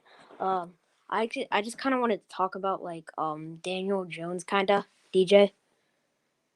Okay. So, you think of like Peyton Manning, kinda like he got on a rough start, kinda like think of most of the greats, like they didn't come out like. They weren't like in the situation where they had the best wide receivers, they had the best team, and they had the best everything. Like they didn't come out like in a situation where Patrick Mahomes is in right now. Mm-hmm. Most of the like better like better teams necessarily. I mean, like better quarterbacks have came out with a crappy team and have learned to adapt to it and got help from their their general managers. And with Dave Gettleman, with the help he's given DJ, he's got to get out. He picked DJ for a reason. He didn't pick DJ to then forget about him and not give him any help. You bring up great points. But here's what I'm going to say about that. And I agree with a lot of what you said. If Gettleman is gone, you run the risk of losing Daniel Jones too, because Gettleman's the guy who drafted Daniel Jones. And Shermer was the coach that wanted Daniel Jones. Joe Judge was not the coach when we brought him in, and the new general manager was not the general manager when we brought him in. But what I always say about Daniel Jones is this. Daniel Jones was set up for failure from the start. Didn't come into a good situation, and they didn't make it much better after they brought him in. So I agree with you that they didn't do a good job giving him a foundation when he came into the league, and they haven't done much better of a job improving his situation since he's been in the league. So I think you bring up valid points. I don't think Jones was given a fair opportunity. Unfortunately, in the NFL, a lot of times that's the way it works, and you gotta work with what you got. And hopefully Jones improves and gets better over the course of the year. But yeah, you bring up some really good points. Yeah. Also, would you rather Caden Smith over Evan Ingram? I think that Caden. Here's what I'll say to that. I think Caden Smith has a higher probability of being here long term than Evan Ingram does. But I do think right now, because you just said it, with the lack of weapons that the New York Giants have, Evan Ingram, even though we may hate him, a lot of Giants fans hate him. I don't think everybody does. He's a weapon, and we need him out there. We need him out there to create big plays. I like Caden Smith. I think Caden Smith is a very well-rounded tight end, and I think he's going to be a nice piece of the future. But we need somebody that could create big plays for this New York Giants offense. So you still need Evan Ingram out there until such time you potentially trade him. But I do think Caden Smith could be the tight end of the future if they could build the rest of this roster. Yeah, and then I just want to throw in one more thing, like a few more things. We won. I don't think much people remember this, but when we played the Washington Redskins last year, I mean the football team. I'm sorry, I'm still getting used to the football. No. I'm still getting used to it myself. We won in overtime. That's what I feel like some people are forgetting. Like, we won in overtime. We did. We barely won. We won in overtime. It was I think it was 38-35. It was a really close game. It was the game where Jones threw 5 touchdowns. And last year we could easily only won 2 games. I mean, between that game and between the Tampa game, we easily could have lost both. We were not a good football team last year. Yeah, and we won that with Saquon. Saquon was phenomenal. Jones and Saquon in that game were phenomenal. Yeah, and then do you think the whole ankle thing last year with DJ was just to get more tickets? Or I don't. I know that was a big conspiracy. I think it was a legitimate injury, and I think they were being cautious. It was a high ankle sprain. You saw Garoppolo was out for a couple weeks after the fact. I really don't, especially when you look at it. The Giants were on the road for the first game. They weren't even home. I forgot who they were playing, but they were on the road. I think they're playing the Eagles. You're right. They were playing the Eagles. The first game on Monday night, I think it was, or Sunday night. Monday night, I think it was. And then the second game, they were home against the Dolphins. But, yeah, I don't think so. I think they were being cautious with Daniel Jones. I really don't. Yeah. And then another thing is we almost won. At the start, we were injured, and we had out the gate, we were throwing we're throwing long with Daniel Jones in the in the Pats game last year. Yeah. No, yeah. One of Jones's best throws of the year last year was in that Pats game where he hit Golden Tate. Yeah, but Golden Tate, I'm surprised he didn't drop that. He threw that up 3 times and then he got it. Yes, he did. It was good coverage, but yes, he did. Yeah, and then do you think if Sterling Shepard, not Sterling Shepard, Darius Slayton, do you think if he's gone, if he, let's say tomorrow, he just gets injured, he sprained, I don't know, something happens, he gets a concussion or something, and he's out for the rest of the year. Do you think that is gonna take down some of the games or no? If Slayton, you said? Yeah, Darius Slayton. If Slayton gets hurt, if he doesn't play, I mean, Giants are going to find a hard time winning if Darius Slayton's not playing tomorrow. Like you said, they don't have weapons to begin with. I mean, last week he was the only guy that really did anything. So, yeah, he better be playing. Yeah, and then what if this Mac guy, he comes up and he starts making big plays with the Giants? I hope he does. I mean, we need it. Do I expect it? No. Anything's possible. But, a lot of people, compare him to Victor Cruz. Well, not that they compare him, but they say, could he be Victor Cruz? Could he be that undrafted That's free? what I was just thinking. I'm going to say no.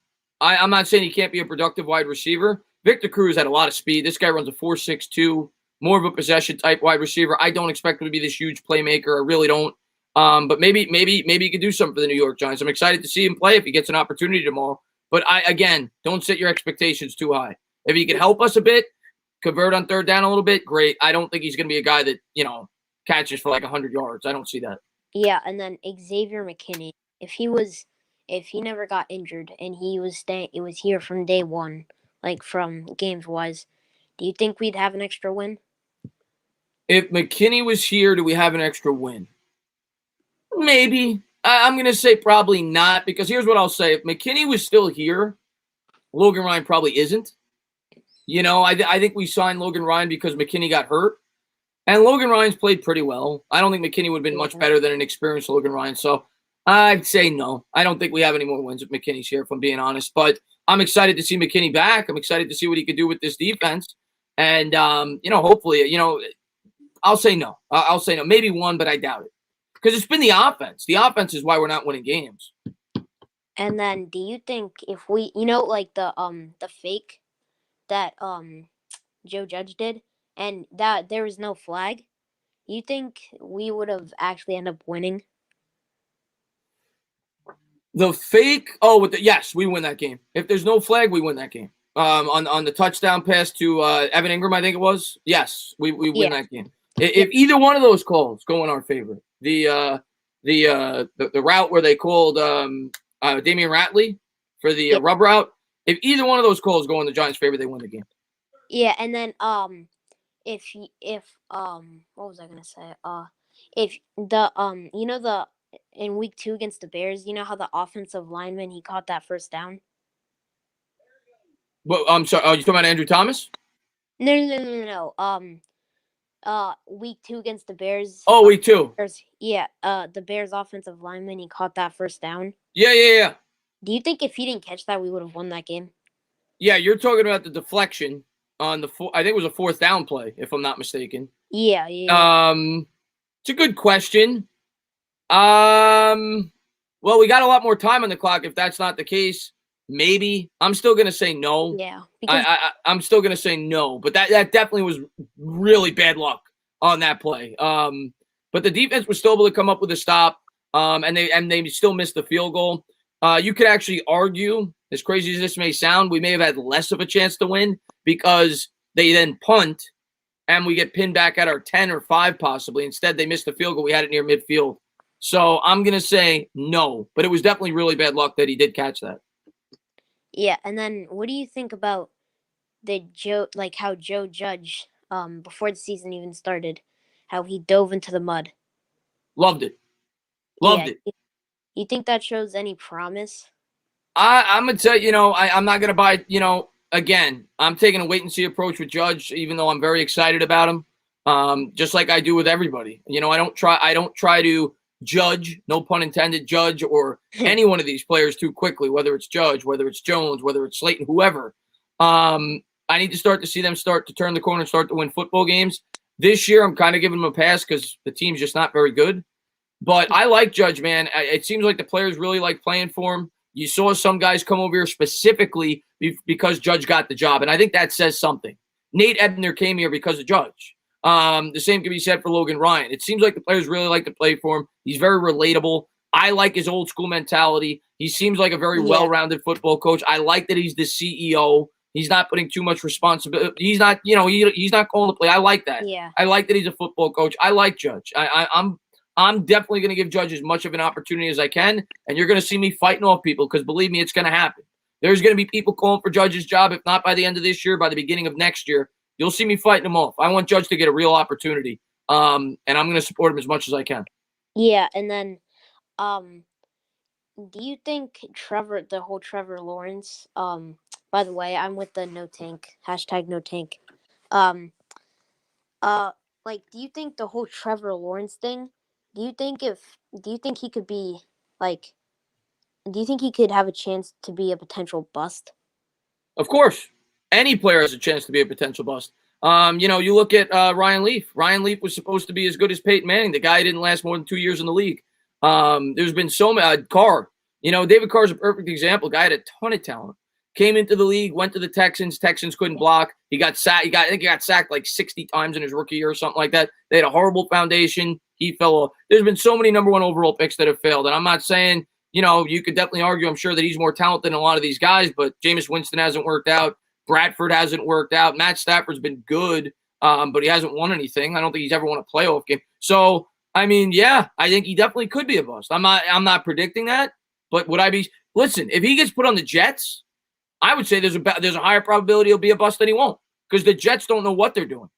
Yeah, the Jets are intentionally trying to lose games to get somebody good that is just going to be no good. They're going to put him in another bad situation. Yeah, he's not like Lamar Jackson where you can have him run the whole field and give you touchdowns like that. Yeah, so, it's definitely possible he could be about a lot of what success, you look at Pat Mahomes, who I think you brought up at the beginning of this conversation. By the way, you're doing a great job. You brought up Pat Mahomes at the beginning of this conversation. Look at the situation that Pat Mahomes got put in. Yeah, he has Sammy Watkins. He's got Travis Kelce. Not even just that.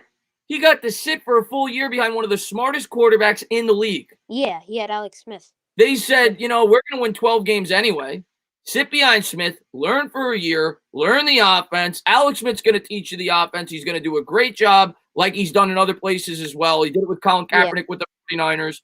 Sit behind him, learn the offense. Andy Reid's the smartest guy in the league when it comes to offense. We're going to give you weapons all over the field. We're going to give you Kareem Hunt. We're going to give you Tyreek Hill. He was set up for success. Look at that. And now you compare it to a guy like Trevor Lawrence going with the Jets. We're going to give you Jamison Crowder. We're going to give you an offensive line that can't block, and we're going to give you nobody at running back. So a lot of success in the NFL at the quarterback position is the situation they're put in.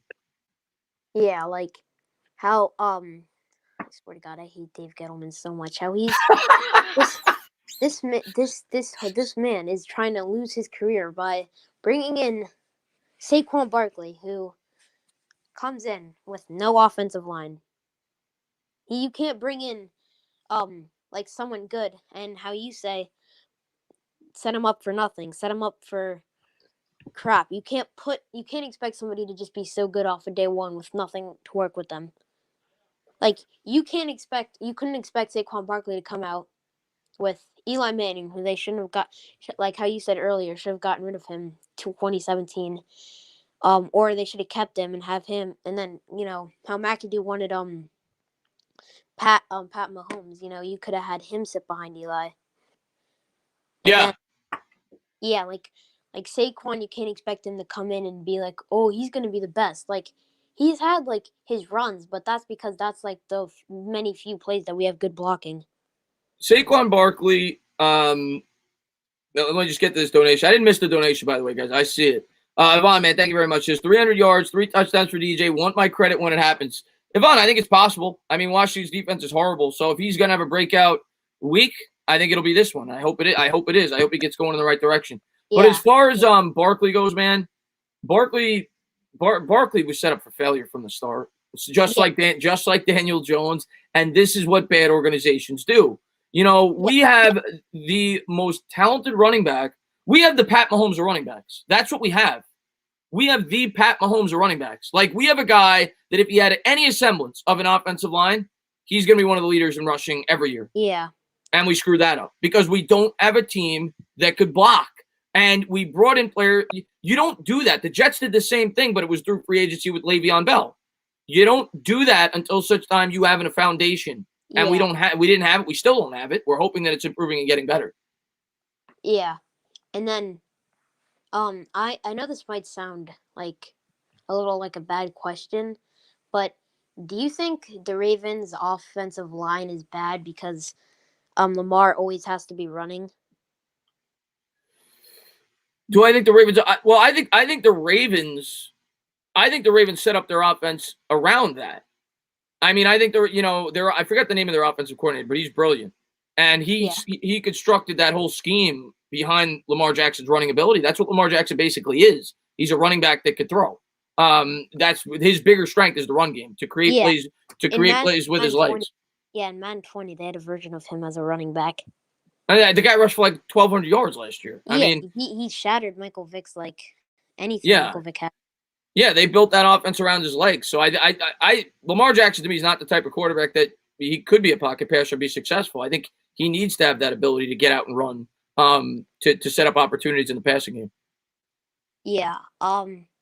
Then do you think like if DJ got hurt and Colt McCoy had to come in and like, I don't know, Dak Prescott or God forbid Alex Smith happens to DJ, do you think that we'll start to see the Giants purposely lose games? No.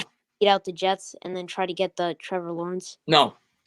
I don't think the Giants will ever purposely lose games. They may lose them, but I don't think they're going to purposely lose them. Because people are playing for their jobs, man. That's the way the NFL works. Like, coaches are playing for their jobs. No, I don't think the Giants will ever intentionally lose. Now, upper management may try to set things up for them to lose, like the Jets, in my opinion, are doing.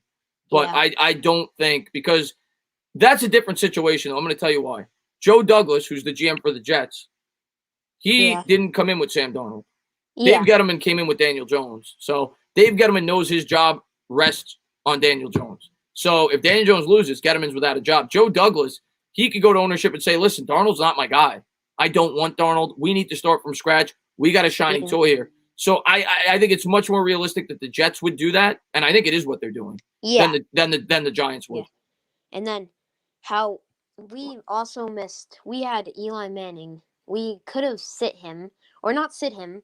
We could have played him, and we lost 3 years of great quarterback draft classes. We missed 3 years of great quarterback draft classes. We did, yeah. Listen, man. Ifs, buts, candies, and nuts. But you're right. You go back many years, and yeah, it would have been nice to have Pat Mahomes.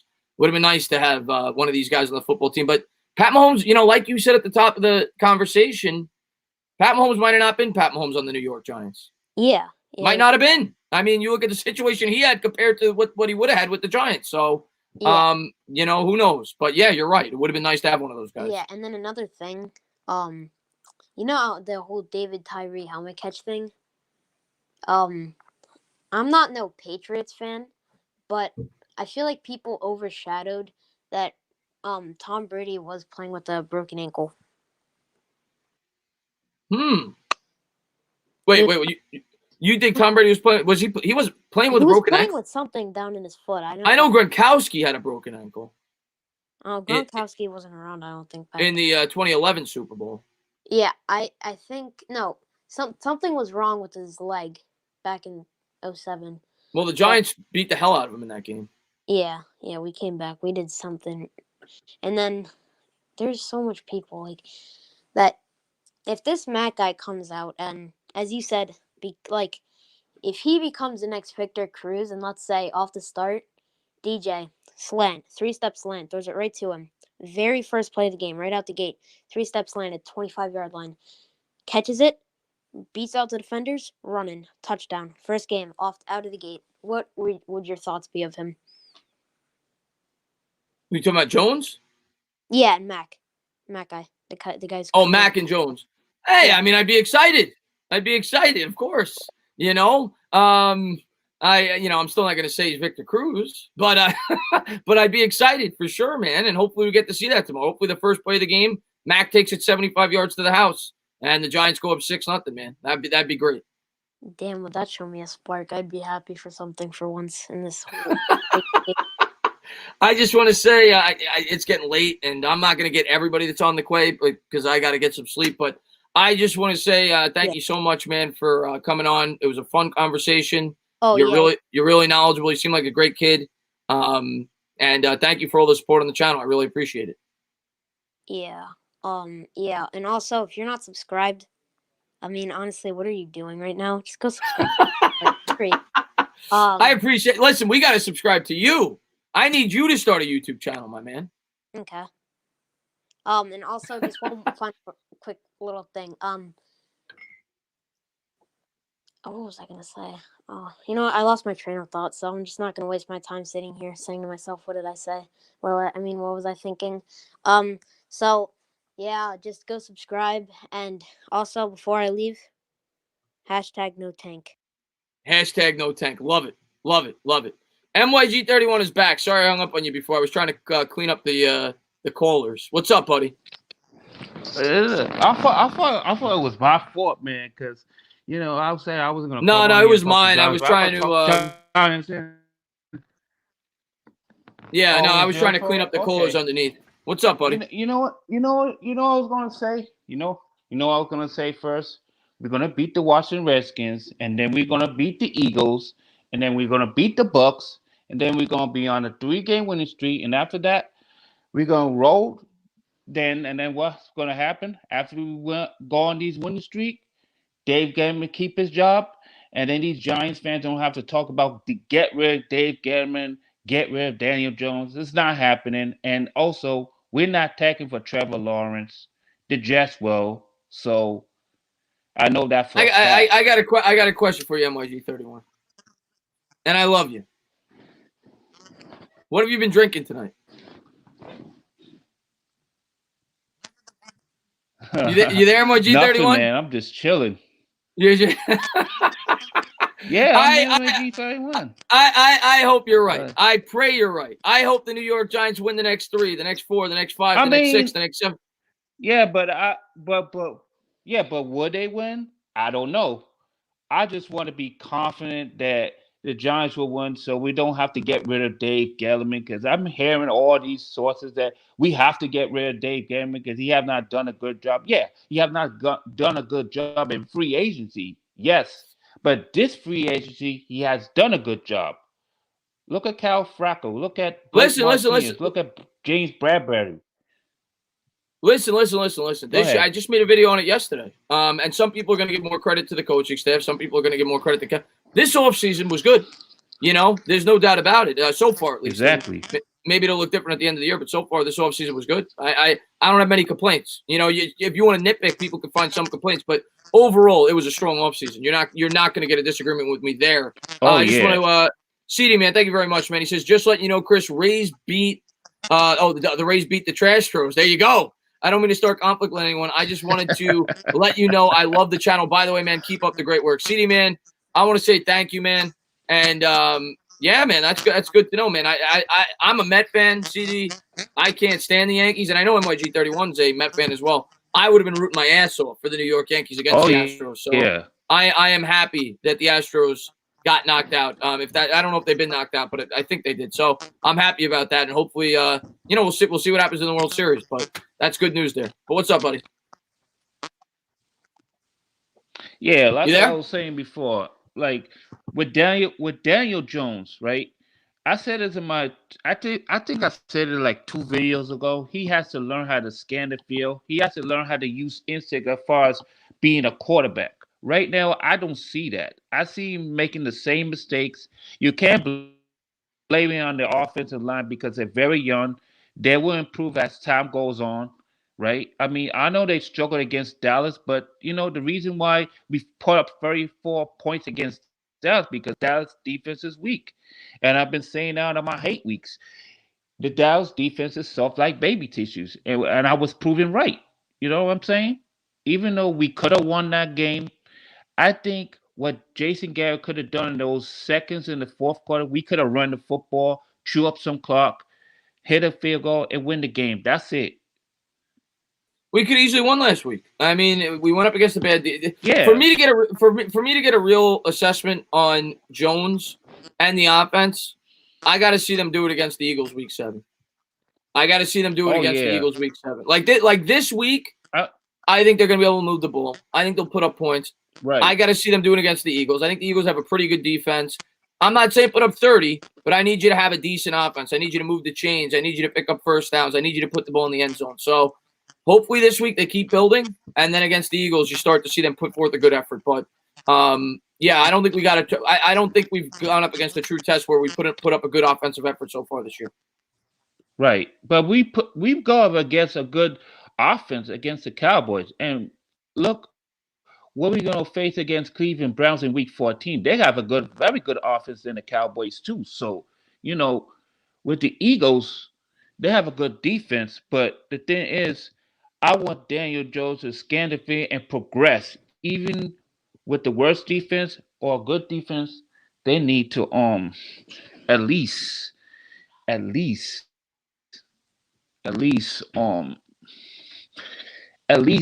be a good quarterback for those next 3 games, because the next 3 games is going to be tough. Yeah, I agree, man. We got to go on a run here, MYG, no doubt about it. And hopefully we can win a couple of games. But I'm gonna let you go, buddy. I got to get to as many people as I can. Thank you so much. Thank you so much for coming on, man. And keep up the great work on your channel, buddy. Thanks, man. Have a good one, my man. Nikki Sab says, Saquon's bar. I think I already talked to you, and it's getting late. I got to get to more people. Sorry, man. Sorry. Let's see what we got here. I don't think I've talked to this person yet. K Kaipak, you're on. What's going on? Hey, man. What's up? What's up, man? Hey, so I just want to ask a couple of questions. First of all, I'd like to say I think the Giants have been making progress the last couple of weeks. I really like Joe Judge. He addresses the media well, much better than Pat Shermer and Ben McAdoo. But first question, obviously whenever you're losing a lot of games, such as the Giants have, the energy in the locker room, the energy around the players is not as great. Do you think that is affecting us losing? Yeah, you know what? Yes, kind of, in a way. I think teams need to learn how to win. And I don't think the Giants know how to win yet. Period. Good teams find ways, like the Eagles. I'll give it. I bash the Eagles all the time. Okay. I think the Eagles don't have the most talented team in the league. I've always said that, but the Eagles find ways to win. The Giants are the opposite of that. The Giants don't know how to win. The Giants find ways to lose. So yes, I do think it's contagious. And I do think until such time you start compiling some wins and winning in big situations, yeah, you find ways to lose games rather than win it. So yeah, I think there is something to that. Great. One more question. Obviously, Evan Ingram has not been having the greatest couple games. He did well against the Cowboys. What's your opinion on him, and do we keep him if next season he has another awful season? I think Evan Ingram, rather. I was reading the chat. Ingram, as far as Ingram goes, I actually think he's played better the last 2 weeks. I still don't think he's in the long-term plans of this football team, and I still think if you could get something good at the trade deadline, you do it. I don't know what you're going to be able to get. I actually liked the way they used Ingram last week. I need to see him use more down the field, but they sprinkled him in a bit in the run game. They got creative there. They did it the big pass play to him that was called back on the fake field goal. But I do like Ingram. I still like him, but he can't block. He's a liability there, and he drops too many balls. He's injury prone. I don't think he's in the long-term plans of this football team. No, I agree with that. And then one final question. Do you think last year against the Bills, obviously Manning after that game got benched, do you think that was appropriate, or do you think Daniel Jones should have had some more time under him watching and learning? Because my opinion on Daniel Jones is that he was taken in the draft to almost be not a clone, but something like Eli Manning. And I felt like he should have learned more under Eli Manning. So you're asking me, do I think they brought him in too early? Yes. 100%. I say it all the time. I said it last year. It was in my opinion, it was ridiculous. It was ridiculous. You just can't bring a guy who's brand new to the NFL out after, I think. Well, you can, 3 or 4. but you can. Teams do it. But when you had the situation that the New York Giants had, there was no need to do it. There was no need to do it whatsoever. Daniel Jones was not this otherworldly quarterback prospect, for one, even though he was drafted early. And you were paying Eli Manning $20 million, and he was a veteran quarterback that could have showed him the ropes, and he could have sat behind him for at least half a season. Not to mention, I'm going to say this as well, not to mention that New York Giants offense when they brought him in, and I'm excluding the Saquon Barkley injury because he got hurt in that game. You still had Tate on suspension, and I believe Shepard was still hurt. And you were going up against some very good defenses coming up. I would have waited till at least week 7. I thought it was an epic fail by the New York Giants bringing in Daniel Jones as quickly as they did. I agree. All right, well, I'll let you get to some more people. I'm excited for tomorrow. I'll definitely be watching the stream tomorrow, but I'm hoping for the best. All right, buddy, man. Thank you so much for calling. Yeah, have a good one. All right. Let's see what we got here. We've got Snorsey on the line. What's going on, Snorsey? Yo, what's up, Chris? I just want to say, I love you, Fisk Vegas, and Bad Dogs channels. I think they're great. But I want to start it off with the 2018 draft. So we drafted Saquon, obviously, but there's reports that there was a confirmed report that we could have traded back with the Broncos because they really wanted Darnold. But the Jets, they traded up with the Colts. And the Colts, because how many picks they got, that's where they are right now. That was a great trade. Right. Do you think that we had an offer and Gettleman just wiped it off the table, or ownership? Because I think Mara has something to do with that. You talking about 2018? Yeah. Do you think the Colts the Jets tried to trade up with the Giants and they just didn't want to trade back? Well, if it wasn't the Jets, I think the Broncos did. I think somebody did. Tried to make a move, especially after the Jets had made the move to 3.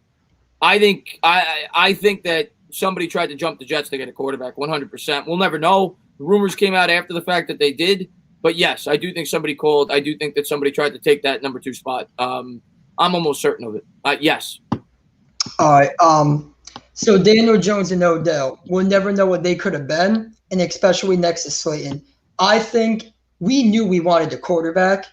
So I think it would have been appropriate for us to keep, in my opinion, a top 5 receiver in the league. And who knows what him and Odell could have been.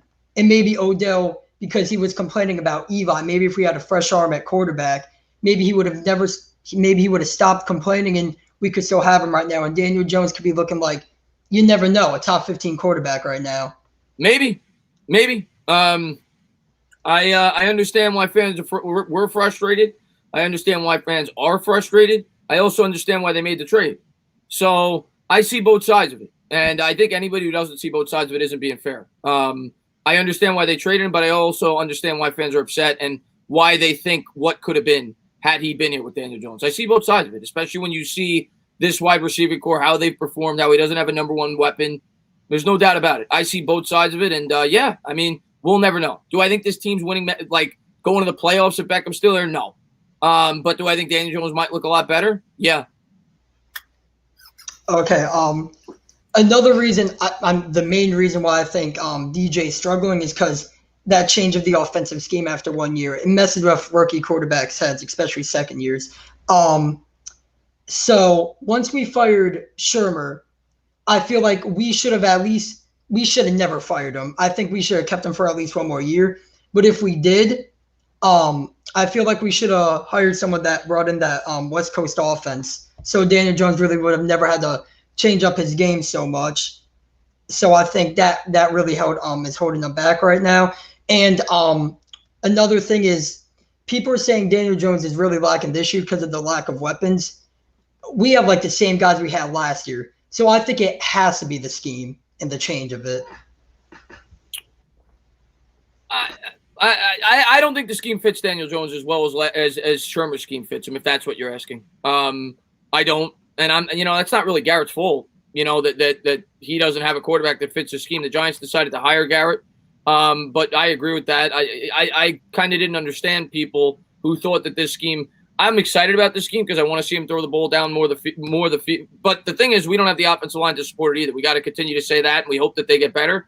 But I agree. I think that they drafted Daniel Jones knowing that he fit Shermer's scheme very well, and Shermer's scheme is like the complete opposite of Garrett's. So it's why I was hoping, not even hoping, because Shermer was a bad coach, but it was why I was worried for Daniel Jones if they moved on from Shermer, because what you just said. Yeah. I think and the other thing that I said to Bad Dog last night was this: if you knew that there was a possibility that you were going to fire Pat Shurmur the next year if you had a bad year, you shouldn't have drafted a quarterback, because that screws up your quarterback the next year. You drafted a quarterback to fit the guy that was your head coach's at the time scheme. He was even calling the plays. So not only did you fire his head coach, you fired his offensive coordinator. So you shouldn't have drafted a quarterback if that was the case. If they knew going into the year if they were going to win 4 games, they were going to fire him, they shouldn't have drafted a quarterback. Yeah, I agree with you. To be honest, I don't even think we wanted Daniel Jones. The guy we had our eyes set on was Justin Herbert. And when he didn't commit to the draft, I feel like we kind of panicked. And this is the ownership. I feel like Mara kind of forced us to take a quarterback, because if we didn't have another good year, they were probably going to get fired, Shurmur and Gettleman. So because like Gettleman, I think he knew like Justin Herbert's family and stuff like that. So he was committed to try to draft him. And when he didn't do it, I really think we panicked. And then I feel like that's also why we reached at 6'4" Daniel Jones, because that was the guy that we really, really wanted. And I feel like that just messed us up for that draft. Emperor says more. I'm just reading the chat. He says more Jones excuses. It's not Jones excuses. That's just facts. I don't think Jones is a very good quarterback. I've never thought he was a great quarterback. I'll be the first to tell you that. You watch my channel, I flipped out on draft night. I'm getting behind Daniel Jones because he's a New York Giant. That's not Jones excuses. That's facts. Most quarterbacks, if you switch up the scheme the way you did and put them in a scheme that they weren't meant to be playing in, aren't going to do as good. Jones was drafted to fit in the West Coast style offense, and then you brought in a guy that wants to chuck the ball down the field with an offensive line that can't block. That's not excuses for Jones. That's just stupidity on the New York Giants' part, in my opinion. It's not excuses for Jones. I don't think Jones is a great quarterback. Never did. Rakib, man, thank you very much. I appreciate that. Glad we didn't draft Simmons. Simmons would have been a horrible draft pick by the New York Giants, and we needed a tackle. Now we hope that we took the right one. But I have got to get this going because it's already 12:11. I'm going to try to get to like 2 more people. But thank you so much for calling in, man. I really appreciate it. Have a good night. All right, buddy. Let's see what we got here. Stable Sports fan, what's going on, my man? Thanks for popping in. Hello? Yo, what's going on, dude? What's going on, buddy? How you doing? Pretty good, man. Thanks for calling in, man. No problem, man. No, nothing much. I just wanted to say, like, I like your channel, dude. Like, I really, I don't know if I can curse, but I'm gonna try not to. But I really vibe with it. I'm gonna say that. I really appreciate it, man. I try. You're not always gonna agree with me, but I try to give you my honest opinion. Yeah, man. I mean, I'm looking forward to a collab with you and Bad Dog and Pizzle. I think you guys really share the same ideas, man. Like I watch all 3 of you guys, and you guys are really good. Funny you say it. Well, tomorrow I'm obviously gonna be on Bad Dog channel. We stream the games together, but yeah, I'm almost positive that tomorrow night Pizzle's gonna be on the channel. To recap on your channel. Yeah, to recap the Giants game. So I think me and Pizzle are gonna be. Dude, that's. I think he's got to confirm it with me tomorrow, but I think Pizzle's gonna be on the channel. Dude, man, that I'm so happy because you guys are all 3 so passionate, and that just like it's so funny. Like it's funny to watch all 3. It's gonna be a blast. Like that's gonna make my Sunday. Honestly. Yeah. I think probably I don't know what time, but it'll probably be at night. Probably like 8 o'clock. Yeah, I think that was we talked about it yesterday, so we'll see. He should be on the channel recapping the game with me. Yeah, man, I'm so happy. But no, dude, I just wanted to say like, I think what's the guy's name? Joe Clark that was on, right? Was his name Joe? Yeah, Joe. Yeah. Yeah, I mean, I kind of disagree with him on what he was saying with he should have give Dave Gettleman 3 more years and Daniel Jones. I don't think that's right. Especially if they're not producing. I mean, you're really wasting your time at that point with both of them, and probably Judge at the same time if no one's producing. You know what I'm saying? I understand both sides of it, but I'm kind of and I'm a guy that's tried to support Gettleman as much as I could. Even I say that it's time to move on unless they win. Like I said, they win 5 or 6 games, and maybe then you have the conversation. If the team looks really good down the stretch and Jones is playing really good, but if this doesn't get better, he's gone. He's gone. They're going to start from scratch. I'm all about stability, though. I do not like constant turnover, but there comes a time. He's had 3 years. and the team doesn't look any better. So I understand, and like I said, the fan base is Yeah. going to want the fan base is going to want their pound of flesh. We knew going in, if this team performed the way they're performing, Gettleman's going to be gone. So I think he's going to be fired. Yeah, man. I mean, I watched Bad Dog's YouTube video about the ownership, and I think he's right, man. Because honestly, that the year when Tom Coughlin got fired, I think that's literally when all the stuff just went to crap. I say it all the time. The whole team crumbled. And Yeah. honestly, dude, I mean, I know you're a strong Eli fan, and so is Pizzle, and maybe Bad Dog. I'm not too sure, but I mean, I'll say this, and I think you can agree with me. If I feel like he still would be good if Coughlin was here, because he played for him. Same thing with Beckham. They all played for him. They didn't want to play for Shurmur, and it's pretty damn evident, man.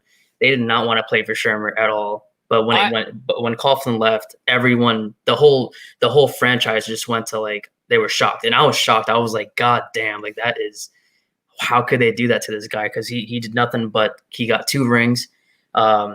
He's such a good coach. He had the culture. He had everyone accounted for. He was strict, but that's what a coach does. You know what I'm saying? The thing that pissed me off about the firing of Coughlin was this. I understood moving on because they needed a change, whatever. I get it. It was like 5, whatever many years. I get that. But you kept Reese. And yeah, that's the problem. That's what pissed me off. Like, if you were going to go for a change, you go the whole way. And when they kept Reese did what he did, which we all know. He went out and spent a boatload of money, and he gave him 1 year, and that was that. And then they went to hell because of it. It put him in cap hell. But what pissed me off was, why didn't you do that for Coughlin? Like, if you would have done that for Coughlin wins games too. Dude, that's what I'm saying. And they scapegoated Tom Coughlin. Exactly. They made it out to be like it's the same thing they did to Eli. Yeah. They scapegoated Tom Coughlin. They made it seem as if he was the only guy, that he was the reason why they were losing games. Yeah. And that was never the case. The team sucked. And bad draft after bad draft after bad draft. So it left a sour taste in my mouth as well. I understood moving on, but they should have went all the way. I mean, even with Coughlin, even though we were suckish of a team, we still won more than 6 games. Yeah, we still managed to win more than 6 games. I mean, we're not even getting past 3 for the whole season. I mean, or 4, I should say. And honestly, the problem wasn't Coughlin; it was Reese. I mean, if anything, the ownership, if they had any brain, they should have fired Reese, not him, because he was a good coach. It's not his fault for who he drafts. It's the GM's fault at the end of the day, and ownership, obviously. If they were going to fire one, if they were going to fire one, listen. We all know why Reese kept his job. It was because of Odell Beckham. Yeah, of course. But if they were going to fire one, it should have been Reese. But I think that I had no problem with them firing both. I had a problem firing Coughlin and not Reese. That was a major mistake, and I think that is what started the problems that we have now. The way that we handled that. Eli also, yeah, that's when Eli just went from being a good quarterback to not even producing at that point. It was clearly evident. No one wanted to work under Shurmur. I think that's where the problem started. Yeah, I mean, not just for Eli, but for the whole team in general. I agree with you. I think it was a bad mistake, and we're still digging ourselves out of it. And I feel like even for the rest of the season, even if we lose this game in the next couple of games, I'm not for tanking, but I mean, I feel like it would be. I think the smartest thing to do would be to put all the new players in that we drafted, give them a chance, the wide receivers, etc. You know what I'm saying? Feel like. Yeah, I agree with that. I mean, yeah. you still put your starters out there. Slayton. No, of course. Tate still starts, but yeah, I'm all for starting to bring in the younger talent, giving him Matt Parrott maybe whenever you feel like he's ready. You don't want to force him in there when he's not ready, but when you feel like he's ready, get him in there. When you feel like some Cam Brown, get him in there. I agree with that. You got to start to see what you got with this young talent. That's not tanking. That's just trying to develop your younger talent. So no, of course, yeah. The thing is, that's what they should do. Yeah. Well, the thing is, I mean, when I see Daniel Jones, I don't see when you saw Pat Mahomes, you're like, okay, maybe this kid has some issues, but you can see, you can tell this kid's going somewhere in the future. I don't see that with this guy at all. I mean, I could have told you that the second we drafted him, that he was not that. I mean, he's not. There's certain quarterbacks that have that, and not many do. I mean, and you don't need that to win. I want to reiterate that. You know, I say it all the time, but you need a team, but you need a team. And you need what's that word? You need the gel, I guess. You need talent. You need talent, to get the most. There's very few quarterbacks that could elevate a horrible situation. There are some. Aaron Rodgers is one of them. Russell Wilson's another one of them. He's not that. He's never going to be that. That doesn't mean he can't be a successful quarterback. But the question is, do you think they can fix this team in a timely manner? He's already going into year 3 of his rookie deal. So that's going to be the question. I think the second half of the season is going to give us a good indicator of what the New York Giants should do. Like if this, I'm going to say this right now, and then I'm going to let you go because I got to go. But if this team looks like the 2018 team where they get so much better over the second half and that offense starts to click, because that 2018 team looked much better the second half than the first, I am on board with giving Daniel Jones another year. I agree. Yeah. But if it does not happen and you're picking first, you got to think long and hard about doing that. That's true. Because it's just the way the NFL works now. It's only 5 years on a rookie deal. You're already be going into year 3, and the team won't be much better next year. So I could see both sides of it. Dan Jones better get his act together. This offense better start clicking over the second half. I didn't think he learned that. I didn't think he learned. Like everyone's saying, I think he shouldn't have started last year at all. I think this year should have been his first year. And if he should have, maybe the last 4 games shouldn't have been in week 3. That was a bad mistake. Yeah, especially the last 4 weeks because we weren't going anywhere at all. Like we were done. Like obviously, it was pretty evident. You're right. You should have started like 4 games. The last 4 games or something. It was a bad decision. I understand if Eli wasn't there, but you had a guy that could have played the position and he could have learned under for 10 weeks. It made no sense. They should have done what the Dolphins did. I saw somebody in the chat say that's what they do with, that they put the quarterbacks in right away. They didn't do that with Tua. They didn't do it with Mahomes. Mahomes didn't play his whole first year. Because they had I think Sherman knew. I think the reason why he did it was I think Sherman knew his ass was on the line. I think he knew he was going to get. I knew he knew he was going to get fired. I think that's why he did it. Just like Gettleman, just like this, what he's doing now. He knows like he's drafting all these people, and this is his last chance to like prove something. And Andrew Thomas is his last chance. Yeah, we'll see, man. Yeah. But thank you so much for the call. I really appreciate it, buddy. Yeah, thank you so much for having me, man. I appreciate that. All right, my man. And this is gonna be the last one. Goquan's been a long time subscriber of mine. Quick conversation. We're gonna call it a night. What's up, Goquan? It was you good, there? Taylor. So look, what's going on, my man? Yeah, I'm right here. So I'm chilling. Yeah, I hear you. But I ask you a question. Look, do you think this is like a proper year to rate Gettleman? Like this year? Let me I see Nate's wrote this like 10 times, so let me see this. The more I think about this offseason, the more I realize how complicated this is, and the more I think this is a crossroads. Nate, the Giants did it to themselves. They fired a head coach. They kept the GM. They put themselves in the sticky situation. I don't know what the right answer is, but it's going to get sloppy. I'll tell you that right now. But go ahead, Goquan. I said, do you think it's like a proper year to rate Gettleman? Do I think it's a proper year to rate Gettleman? Listen, Gettleman got a horrible situation. There's no doubt about it. It's been 3 years, though, and I understand why people want him gone. The situation hasn't gotten better. Not all his fault, but some of it is. And unfortunately, that's the way the NFL works, man. When people want results, man, especially in New York, and it's 3 years. I think he's going to be fired. I do. And I hope I'm wrong. I hope they go out there, they win 7 or 8 games. He's gone. Yeah, I think he's going to be gone. I already know he's gone and everything, but look, if you think about it and you look at it from like different angles, like I looked at it every different angle. I feel like we could possibly win at least 2 to 3 games if Saquon was back. Just for the simple fact that when Saquon is there, you have so much big play opportunity. Not only that, you have defenses preparing for him, so you can leave all the stress out of Daniel Jones. If you look at the statistics, Daniel Jones struggled, but at the same time, he wasn't running the football. So defenses were prepared, and at that, he's learning a new system at the same time. Listen, I feel like this year to me was a wash. I mean, but Giants fans ain't gonna look at it that way, and ownership ain't gonna look at it that way. This year we were bound to suck. No matter what, with everything that happened, with all the changes and everything else, the Giants were bound to suck this year, and the schedule that we got put in place. This is what I kind of expected. I was hoping 1-4 at this point. But it is what it is, man. The NFL, here's the thing I'll say about Gettleman. You could probably make an argument that he shouldn't be fired after this year based on that, but I can make the same argument that he should have been fired the year before, because they should have started from scratch after they fired Pat Shermer. Yeah, that's what I thought about too. But like this year, I feel like all his free agent signings, like Colin Fackrell, he's doing pretty good. So is Blake Martinez, James Bradbury been great.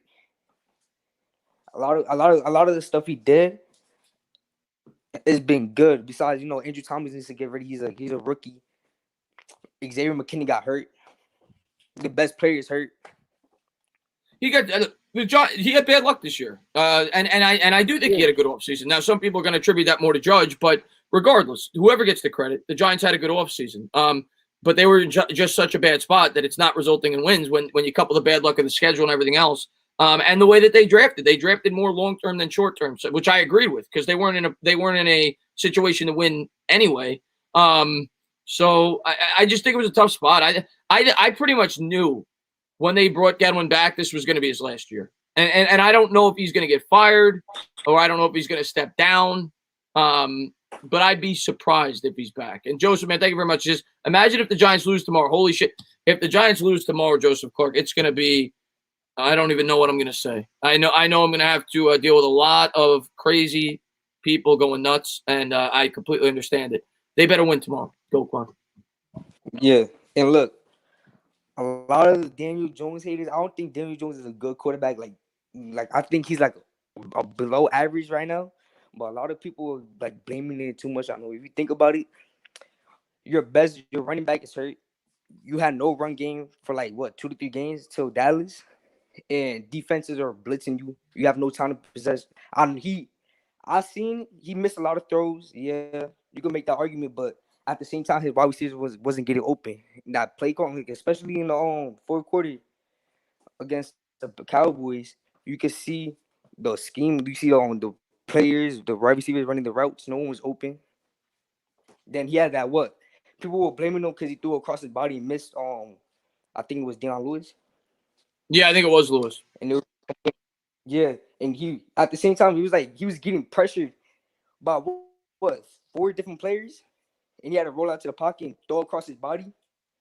And guess what? You know something crazy that I don't understand? If he would have tried to let it to him, he probably would have got picked off. That people would have been calling on his head again. You're right. He's in a very tough situation right now. He and CJR says I would never say any team could win or lose any week. I would never say we better win or else. I'm not even saying that I'm just telling you how I'm being realistic. I'm telling you what maybe not you, maybe not me. I'm telling you what the fan base is going to think. I'm going to tell you what ownership is going to think. I'm going to tell you what the papers are going to say, and I'm going to tell you how the owners are going to react. And it's not going to be good. They better win tomorrow. But yeah, Daniel Jones has been set up for a really, really tough situation. Shit, the Giants botched it. Man. I don't care what anybody says, and I don't know. Daniel Jones may not, regardless of how they handle it. Maybe he would have never been good. Who knows? We'll never know. And maybe he'll still be good. We don't know. But the Giants handled this horribly. Daniel Jones. And some of that target is injured. That too. That's crazy. Yeah. And it's been bad luck. It's been bad luck too.